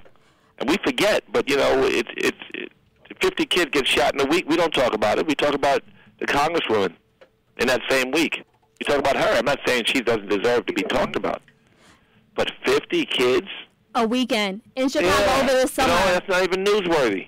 It really isn't. We don't talk about a lot of stuff, and so a rapper says it, and we're like, wow, is that real? Yeah, that's real. In some communities in Chicago, it's crazy, right? And around the world, around the country, what's going on in the urban communities, the lack of opportunity for young African Americans, the hopelessness for minorities in this country is on the rise. It definitely. Does anybody know how to press this send? I actually have Russell. I have the answer for you. It's from at Mikey21. He says the upper right hand corner, the triangle shaped button. He sent a picture on Twitter. And he sent a picture on Twitter. Yeah, he tweeted you, but it's the upper right hand corner, the triangle button, and he sent you a picture of it on Twitter. At Mikey21. Yeah. So try that out. Every time I press the upper right hand corner button, it says add recipients. That's all it says. Try adding Selena to the email. I don't know. Is it a triangle? I don't know. Not a triangle. Well, Mike. All right, okay. We're going to keep working on it. And as we keep working on it, I need to throw this out there. We also have a call on the line. Before we get to the caller, you mentioned a very important thing, Chief Keef. Now, at my brief stint at Global Grind, working and covering the political campaign, Chief Keef was something, he's this person that almost symbolizes a lot of things that people think is going wrong in hip-hop. He was handpicked out of the gang and gun-infested streets of Chicago, and of course he has this platform to showcase his talent and his voice, but on the other hand, he kind of is glorifying the same elements. Was he handpicked, or did his records, was he hot in the street? He was hot. He was definitely hot in the street. They didn't say, let's look for the dumbest one we can find. The reality, he got hot because kids wanted to hear that reality, that truth. So I'm not saying that, you know, we want to raise kids with that mentality. I'm just pointing out that that street mentality and those records he made stood out above the rest. You know, there's another kid across town or even in his neighborhood who could make a gospel album, and it could be big if he makes it. But this kid, you're more likely to hear a street record from the street than you will, unfortunately, an inspired, and you may hear inspiring records, but you're more likely to hear a street record. And that's a sad reality, but that's our truth. It's Lil likes Love Sosa. No, and believe me, and I support, you know, he does have talent, and that's undeniable, but I just want to know, like, the hip-hop industry itself, is there any responsibility or accountability, being that, you know, he is only a teen, and he is only talking about what he sees and what he knows, and yes, it's reality, but what about the as a manager, I always said, you know, explain what it is you're saying. Don't just say it. You know, they had a song, I remember a group, the South Central Cartel, and I spent so much time with them. I said, well, explain what you mean by in Gats we trust. They, in their record, they said, we don't trust the police. We don't trust our parents. They didn't trust nothing. They trust their guns. It's scary. No, it is scary. So they explained it, though, in their record. They were more... So, I mean, I like to give people, challenge them. I like to have them, you know, be more... You know, and I try to give them direction, but you can't, you know, I haven't done it in 15 years, so I can't say what I do today, but I can tell you that I always wanted an explanation. But that was me, but, you know, I didn't want to alter their truth. You know, I wanted to be careful not to try to, you know, frame their messaging. You know, I was, you know, I said one day to Public Enemy, your Uzis, they had your Uzi weighs a ton. I said, your Uzi is your gun and your bullets are your words. And cause that's what it was. And that's what I said, actually. That's how because I knew that's what they were doing. And so they had my Uzi weighs a ton. And then they evolved from there because they had political and social messages that mattered to a lot of people, and people bought into it. So sometimes an artist, you know, is inspired by his audience. It does more of what his audience asks for. And it may be natural. It may not be a catering to or patronizing anybody. Just maybe an honest expression. And then it is true that the masses get hold of it and they kind of ask for more. They become thirsty for more, and the artist then feels that and is inspired to do it. So, you know, Public Enemy became this great voice of revolution and a big support system for Minister Farrakhan, who at the time was such a big inspiration, became a greater inspiration because of them. You know, and it was a great cycle of good inspiration for our community. It definitely was. We actually have a call on the line that I do want to get to, Russ. Scott Morris, let your voice be heard. So how you doing? I just wanted to say that you guys, by the way, are having a great show, and I like what you guys are talking about. Thank you. Thank you. No problem. You know, I'm a big fan. So did you have a question for Russell?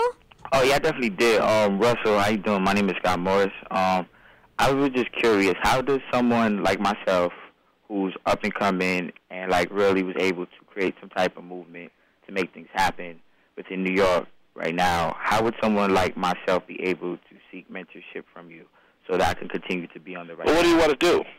With me, I want to be an entertainer. What I do right now is I'm an artist.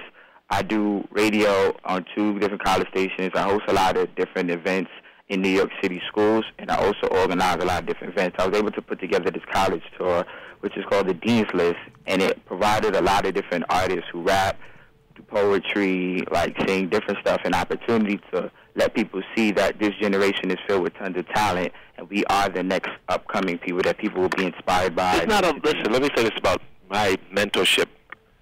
There's not a lot to learn from me that's not in my book.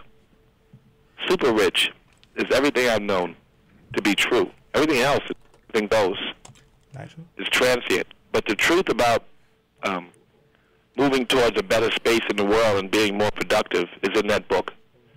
It's about looking inside and gaining strength and using that strength to be a better catalyst to move things around and to inspire people and to then in turn inspire yourself. And the cycle of inspiration goes, and also giving, you know, how to really get your heart into your giving. Because I can say all day, be focused, but how do you learn to focus? It may not be that you just decide to be focused. It may take you to learn to meditate. It may take you to learn to push through things that seem hard and find happiness in that pushing. You have to find the strength and also find what's in the center of your work that inspires you, that makes you better. And so there's practices that help you to fine-tune yourself to become a better giver. And like I said, good givers are great getters. So, you learn your craft, and you give as you learn, as you give, and you keep giving, and that's it. Give till they can't live without you. And then, they start to reward you with toys and things and all that, and that's good. But it's really the work itself. So you have to just, you look down. There's books on music. There's books on the state of the music industry. There's law books on the contracts. There's lots of information available. The internet is crazy. Anything you want is there. And the spiritual strength that I refer to, and the practices that I refer to, are written in the scriptures over and over again. And what I wrote is based on how I reflected on what I did do well, and how I realized that my experiences are based, my good experiences are because of following some of what's in these sciences, and my future experiences, I at least have the knowledge of what's written and taught to everyone about how to deal with the world. Jesus taught 2 sermons. He taught the masses, good givers are great getters. So giving promotes receiving. But he also taught his disciples, and the masses, by the way, got money and paid the Romans their taxes on time. But the disciples, he said, keep giving without regard for result. You have control, and Krishna says you have control over the work alone, but never the fruit. And what they mean is, you have control over your work, and it should make you happy, and the return will come when it comes, on God's time. So he taught that to his disciples, Jesus did, and the disciples didn't have to worry about paying the Romans on their money, because they were such great givers that they received so much in return. They were always sought after because they were great givers. Yes. So they did the good work without trading the world, and that work is even more blessed and more revered and more productive. Mm-hmm. The person who comes to work every day and just makes everybody happy, that guy, and if he make everybody happy, you're a good servant. What is a servant but a president? The president makes everybody happy. He learns the craft of the guy he's helping to the point where the guy has to ask him how to do his own job. If you're an intern and you come in and you show the promotion director how to do his job, one day the promotion director is going to call you boss.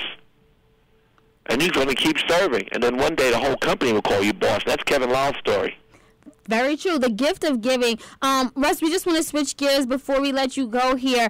Just want to talk about politics because, you were very heavy in the political scene. You have active voice, especially against gun violence. And we see everything again. We've brought up what's going on in Chicago.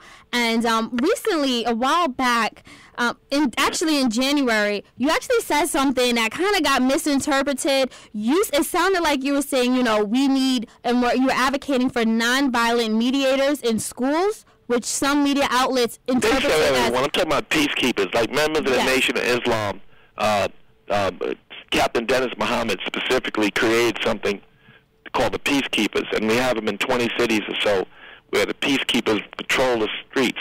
And the difference between some churchgoers and some streetgoers who, the nonviolent programs that are in the streets are very, very effective. People who know the streets. There's the nation. They stood in your corner years ago. They didn't care nothing about you. They just tell you, don't do that, man. But they wasn't afraid to stand next to you, and they would speak to you because they came from the street themselves. And those people in the hood who want to patrol their own communities just to be out there as peacekeepers, they can direct you to where you need to go. Where's the rehab? Where's the, and there's nonviolent programs that we have. Man Up in Brooklyn, we have. But is this the answer to gun violence? Is this the answer to gun violence? The answer to gun violence is mentorship to our youth. Mm-hmm. Going out there and with more guns ain't gonna. What you gonna do? You gotta teach them something different. They're hopeless. They need mentors. They need father figures. So to have those men, like counselors in the schools that know the street, that we have history with, that we've trained to be peacekeepers, could be helpful. And it is helpful in places where we are executing. That is very true. They are actually very effective. He's talking about the peacekeepers again, raiding Queens, my home neighborhood. They just had Peace Week not too long ago. Yeah, we had Peace Week. And the I Am Present for March. Yeah, we had Get Up Mothers of the Deceased, which I attended, and so many beautiful mothers who loved their children and lost their children are there mentoring or consoling each other, but are also part of programs to promote peace so other children won't be lost. It's important to have these programs. Erica Ford, in particular, is a hero for what she's been doing in Queens. Yes, she is. We definitely commend her. These are the people who are actively in the streets trying to stop gun violence, right there in the trenches. Exactly. So, you gave us that answer. I just want to know, lastly, when we talk about gun violence, it's in the national political discourse right now. In Australia, they brought back all the guns, period. Yeah. Well, so are you saying that is a feasible thing that could work here? Huh? So are you saying that is something that could work here in America? That's a long-term goal. It ain't going to happen this week, but, I don't like to forget my goal. Yeah, of course, assault weapons. What do you need them for? Mm-hmm. You're not shooting animals with it. I mean, and as a vegan, I don't know why we want to shoot animals anyway. Exactly. For what reason? What do we get out of that? So... Yeah. All right. So, definitely, we're wrapping things up here. Russell Simmons, we want to thank you so much for joining us here on Let Your Voice Be Heard. Very powerful words, very insightful. Again, like he said, you can you tell me that nobody can touch. I got a BlackBerry 10. Oh, so you didn't get the answer? I typed up a long email playing with this galaxy. No, we have the answer. I just want to know how to press send. We're going to get you the answer right now. At least I can go back. I figured out how to return, so I haven't lost the email. Danielle, you have the answer? Every button on the screen already. Danielle, we have the answer right now. Our intern has the answer. You have to make sure that you have the recipient in the box. The corner that they told you to press before? You have to add the recipient, and then they said that the send button should pop up after you have the recipient. Oh, you know what? You don't have a recipient. I don't see the recipient. It's a subject. It's something from your black world, and I wrote it back to Dr. Boyce. CC me in that email. I know, right? I wrote an email to Dr. Boyce. If you ever been on his website, yeah. When he wrote about Farrakhan and the Coretta movie. Yeah. And then there's a whole thing he wrote, and I was writing him a long email about it, and now. You tell me there's no send, but that's why there's nothing in the two. From Russell to who? That's why. That was holding it up. And also, as a fan of Dr. Boyce, he also did present some fair criticism about one of the business aspects you have, which was it's not called the rush cards anymore, but I think that it's renamed. And it's called a rush card. It's still called a rush card. He's wrong. So are you saying he's wrong? He's wrong. How is he wrong? Because it does seem like you're targeting vulnerable. Costs $5.95 a month. Right? For unlimited transactions. We give you $2 or 5% if you give us $500 to hold. You get 5% from your bank? Of course not.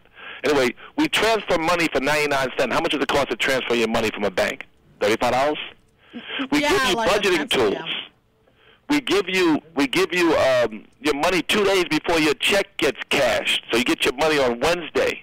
Mm-hmm. Now, so if it's $5.95 a month for those people who are direct deposit, and now we give 23,000 free locations for ATM, we are better than a bank for 150,000 Americans who make less than $75,000 a year, and we keep getting cheaper and more effective. We are a virtual bank. There's no way a bank can beat us. And so people, the banks may create all kinds of campaigns that criticize us, but the Unirush company is fine-tuning. And, there are other companies. There's Green Dot, which we became partners with them for retail distribution because we never did retail. We're shipping soon with them. And they're competitive, and there's NetSpend. There are 3 or 4 companies out there that are really effective at this. I wouldn't care if it was the worst company out there, and we are by far, I would say we're the best, but we're certainly in the top 3 or the best, depending on what you need. If you want your money transferred, if you want your money a couple days early, if you need a budgeting tool, if you want a prescription drug discount card that you walk in one visit to the pharmacy, you'll save more money than you can spend on any of these cards in a whole year. If you want these additional things because we create a financial well-being company. And so if you can spend $1 per transaction up to $10 in a month. So you can spend the whole $10. I'm not saying you can't. But you can also make a deal to pay $5.95 a month on a guarantee. And then you can switch between the programs every month. So this month I'm going to spend 2 programs. I don't want to spend $5.95. With these wonderful benefits, are you saying that you only have a Rush card as opposed to credit cards and bank accounts? No, I have both. So, I have both. but if it's so wonderful, why do you have both? But I don't know. It sounds like this is... I have both because, first of all, a $10,000 limit on my Rush card. Second of all, we're working hard, but we cannot... We do. There are some limited benefits regarding credit agencies, but we need to get greater benefit. We need to get greater benefit. And we're having trouble with FICO and the other credit agencies. We have to create our own agency. We shouldn't have to get deep in debt to create credit. But in America, we still do, and we're working very hard on that. And we have been. They're not accepting. If you pay your rent on time, right, you should get credit for that. Because that service is rendered. You paid last month's rent. You pay your phone bill on time, you should get credit for that. And so we're not building credit. We can get a car. There are some car people who accept the fact that you're timely with your Rush card. But we need to build a greater relationship with credit agency. We've been fighting this fight. Susie Orman went and told everybody that she was going to do it for people, and God bless her soul. But I've been in the business 9 years, and she just said that she's gonna, as if we hadn't been trying for 6 years. But anyway, the point I make is that, yes, we've approached them all, and we are fighting to make sure they accept our information to change people's credit. It's the only thing. So if you want to pay a bank, I have a close friend who runs a bank account, and he bounces checks.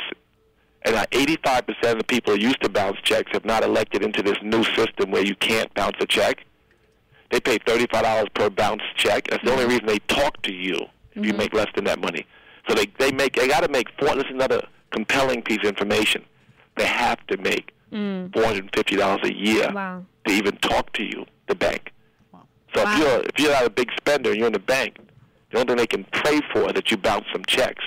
And some people bounce checks up to $1,000 a year, and some of my friends do that. So if you pay them $1,000 a year, you can't bounce a Rush card. It's true, and we don't let you do that. You spend what you have. But banks, they can't wait for you to bounce a check. It's true. Bounce 3 checks. Go to McDonald's and bounce a check for $1, and then see if they don't charge you $35. No, they definitely do, and we know the banking industry. I think that Dr. Boyd, I've spoken to him about his sense, and he hasn't said much about it lately. So he died down on that? He's not alone in being wrong. I mean... There's a lot of advocacy of people speaking against the Rush card and how, a lot of people speaking for it, too. Yes, they do. And a lot of consumer unions now who understand it. Thank you so much. Well, Uncle Rush... I want to say it again. I spoke in front of Ben Bernanke at the Economic Forum, and John Hope Bryan, who's the number one, probably the most important economic advisor of the black community and supporter of the black community. And people like him who understand the Rush card are advocates. And we're just working to make it better every day. But $5.95 a month, you check it against your $5.95 a month for unlimited transactions. And check it against, and we're going to be selling checking accounts too. So we're doing all the things we can to keep improving and keep lowering the prices, which was maybe that's why he stopped, because it used to be $9.95 a month, now it's $5.95 a month. Maybe that's why no one's complaining too much. But it doesn't matter. Even at $9.95, it was cheaper than what you're paying. It's not the $4.50, is it? Yeah, well, fair enough. I'm so glad that I did get a chance to hear. I'm glad you brought it up, but I'm glad you. I need to talk to. Yeah, you do. There needs to be more education around the Rush card, and exactly. Not the Rush card. It's the whole financial service industry that I created, that Walmart followed me into, that American Express followed me into, and that other companies followed me into. I created that industry. It was for people who didn't have bank accounts at all. Yes, and also, it is true that people are migrating by the millions from banks to this form of banking. It is true. Millions of people are leaving the banks and moving to this form of financial service. But when I started, it was only for the people who couldn't get bank accounts, and there's 50 million of those. Yes. So that's what I started the company for. But then after J.P. Morgan's report about how much it costs to manage a bank account and how much the banks need to make in order to even like you, and how they're trying to purge these people, I started to advertise to people who actually have bank accounts in favor, and those who, and lots of them find us much cheaper and more effective than the bank. And that's the shift that's happened over the last 4 or 5 years, that we've discovered that banks charge you more, and so therefore the service is not for people who can't get bank accounts, but for a great number of people who have them. Thank you so much. We had Russell Simmons on Let Your Voice Be Heard, WHCR. We do have to ask you to, come to an end, but Russ, we would love to have you come on again. My pleasure. Thank you for having me on. Thank you so much. This is Let Your Voice Be Heard. I don't think that we have any more time for anything else, but we had a great one-on-one discussion with a very insightful, very wise Russell Simmons, entrepreneur, hip-hop pioneer, business magnate, mogul, all of that. Get his books. That's basically what the message behind everything said. He lays it out. He does share his secrets to success in a number of his best-selling books, so make sure you check that out. We had such a powerful and moving show here. We're wrapping it up. I feel terrible, Stanley, that we didn't get a chance to talk about your quickie. Can you do it in 30 seconds? Yeah, I can. Go. So pretty much what happened, recess appointments, when president first starts here, positions he has to fill up. Usually what happens is he proposes someone. You don't have to go that crazy. Usually he has to propose someone, right? And then the Senate has to approve them. They have to vote on them. What's been happening recently with Obama is when he picks someone, they don't want to take them. Like when Suzanne Rice, he said that he wanted her for Secretary of State. Senate, Congress said, no, we don't want her, blah, blah, blah. So there's a little loophole to that. If you don't want to have to deal with the voting process, what you can do is wait until when Senate and Congress is on recess, like when they're on break, when they're not going to be in session, and you appoint them then. So you get into the position, and then from that point, it's easier to keep them in there. Presidents have been doing this since forever. It's been going on for at least the last 50 years. And recently, the Washington Court of Appeals said that it was wrong to do that. Yeah. They said you can't do that. It's going against the Constitution, which pretty much means they just went against 50 years of presidents and went against what the president was doing. Just because Obama did it. Well, it may be, maybe not. I mean, it's good that they're fixing that loophole, Stan. But, it almost seems like, right, now you bring it up when Obama does it. But, that's true. That's true. That's the only thing that I'm questioning. But, hey, fix the loophole. Yeah, they do need to fix it. This has been another Let Your Voice Be Heard, but we will be here again next Sunday. We're here every Sunday from 11 to 1 p.m. We'll try to see if we can get Angela Simmons or Diggy Simmons or somebody else to come talk to us. What about Stone Cold? Who? Stone Cold Steve Austin. Okay, Stanley. Anyway, that's your fantasy, and we'll keep that in your dreams only. This is Let Your Voice Be Heard. We'll see you next week. Bye.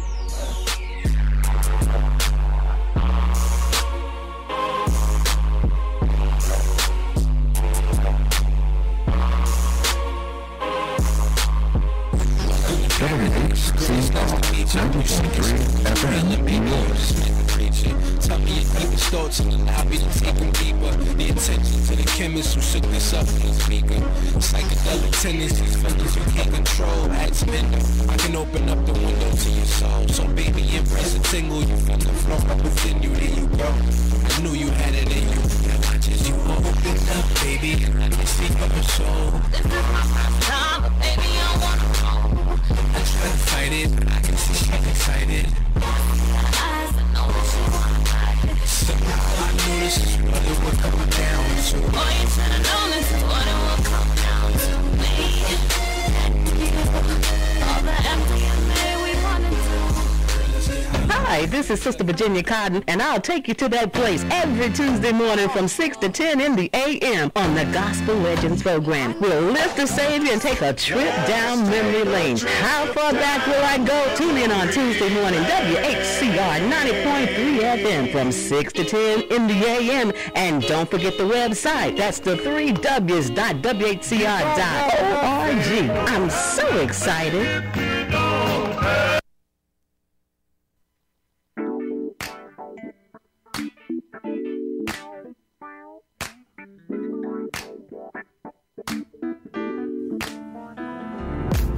White Hospitality Academy Incorporated. AHA is a school that provides training and education to those interested in pursuing jobs in hotels, restaurants, spas, catering halls, and on cruise ships. AHA offers career retraining and workforce development for those displaced by the current economy. AHA provides direct job training for entry-level positions, such as restaurant servers, hotel guest room attendants, bus persons, hotel banquet workers, maintenance workers, and laundry attendants. AHA's accredited curriculum is provided by the American Hotel and Lodging Association. AHA is licensed by the New York State Department of Education. AHA classes begin every 6 weeks starting February 11th, 2013, and run 5 days a week from 9 a.m. to 4 p.m. for 6 weeks. A new cycle of classes begin every 6 weeks for a total of 8 sessions per year. AHA's mission is to deliver highly trained professionals ready to meet the guest service needs of the hospitality industry. For information about tuition, call 212-222-5849 or visit applewhitenyc.com.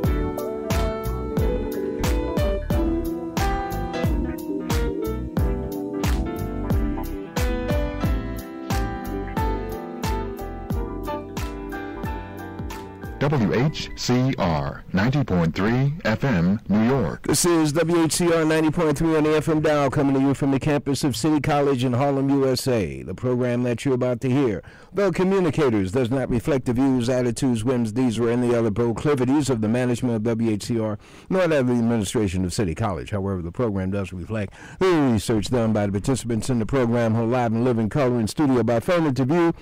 Of course, there's you, ladies and gentlemen, brothers and sisters, boys and girls, the first-class citizens of the world.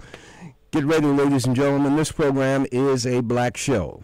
So those of you who have stumbled onto it by mistake, looking for a people of color show, looking for a Negro show, looking for a coon show, looking for I'm everything but I'm the post-racial. I'm post-racial. Oh, that black stuff just gives me the heebie-jeebies. Hell, if that's your zone, you're at the wrong place. However, if you are black and proud, drawing a crowd, shaking your hips, about to sink a ship, you're in the right place.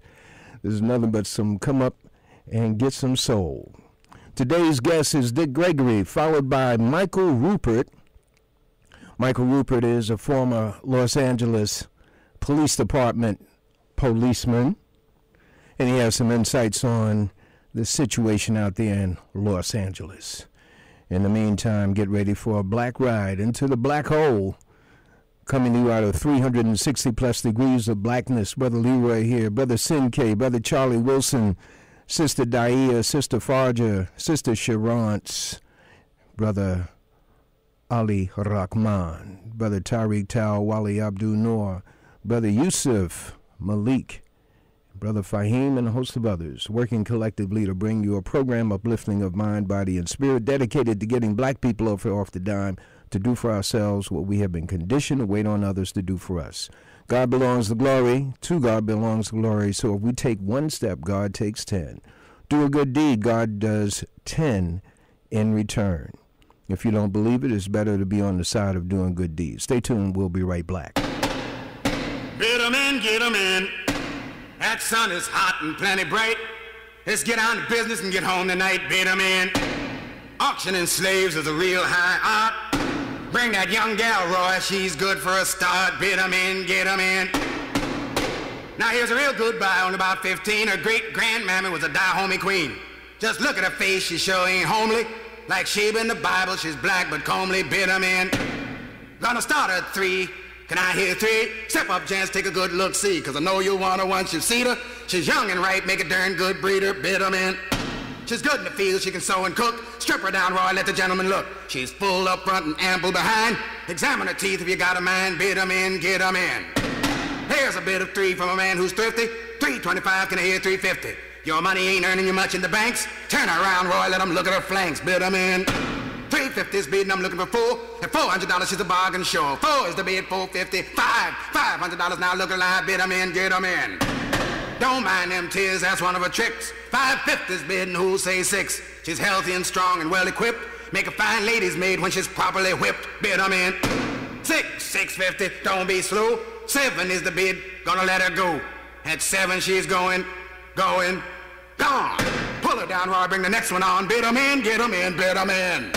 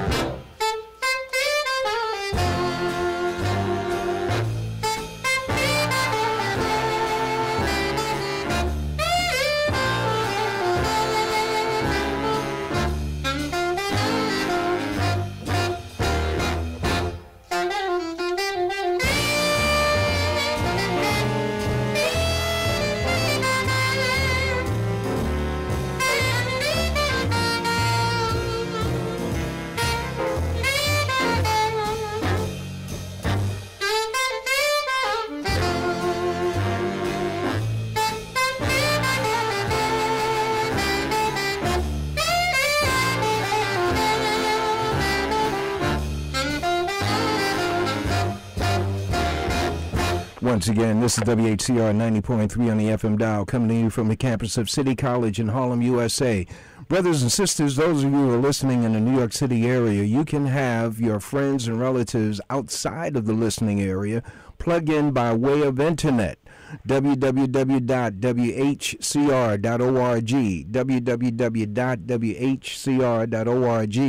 or they can go to YouTube and put in Streaming University, one word, and maneuver from there. Either way, they should be able to pick up today's program filled with information and direction as to how we can better our lives. Online is Brother Dick Gregory. God bless you. Thank you for joining us. God bless you. Peace and love to the family.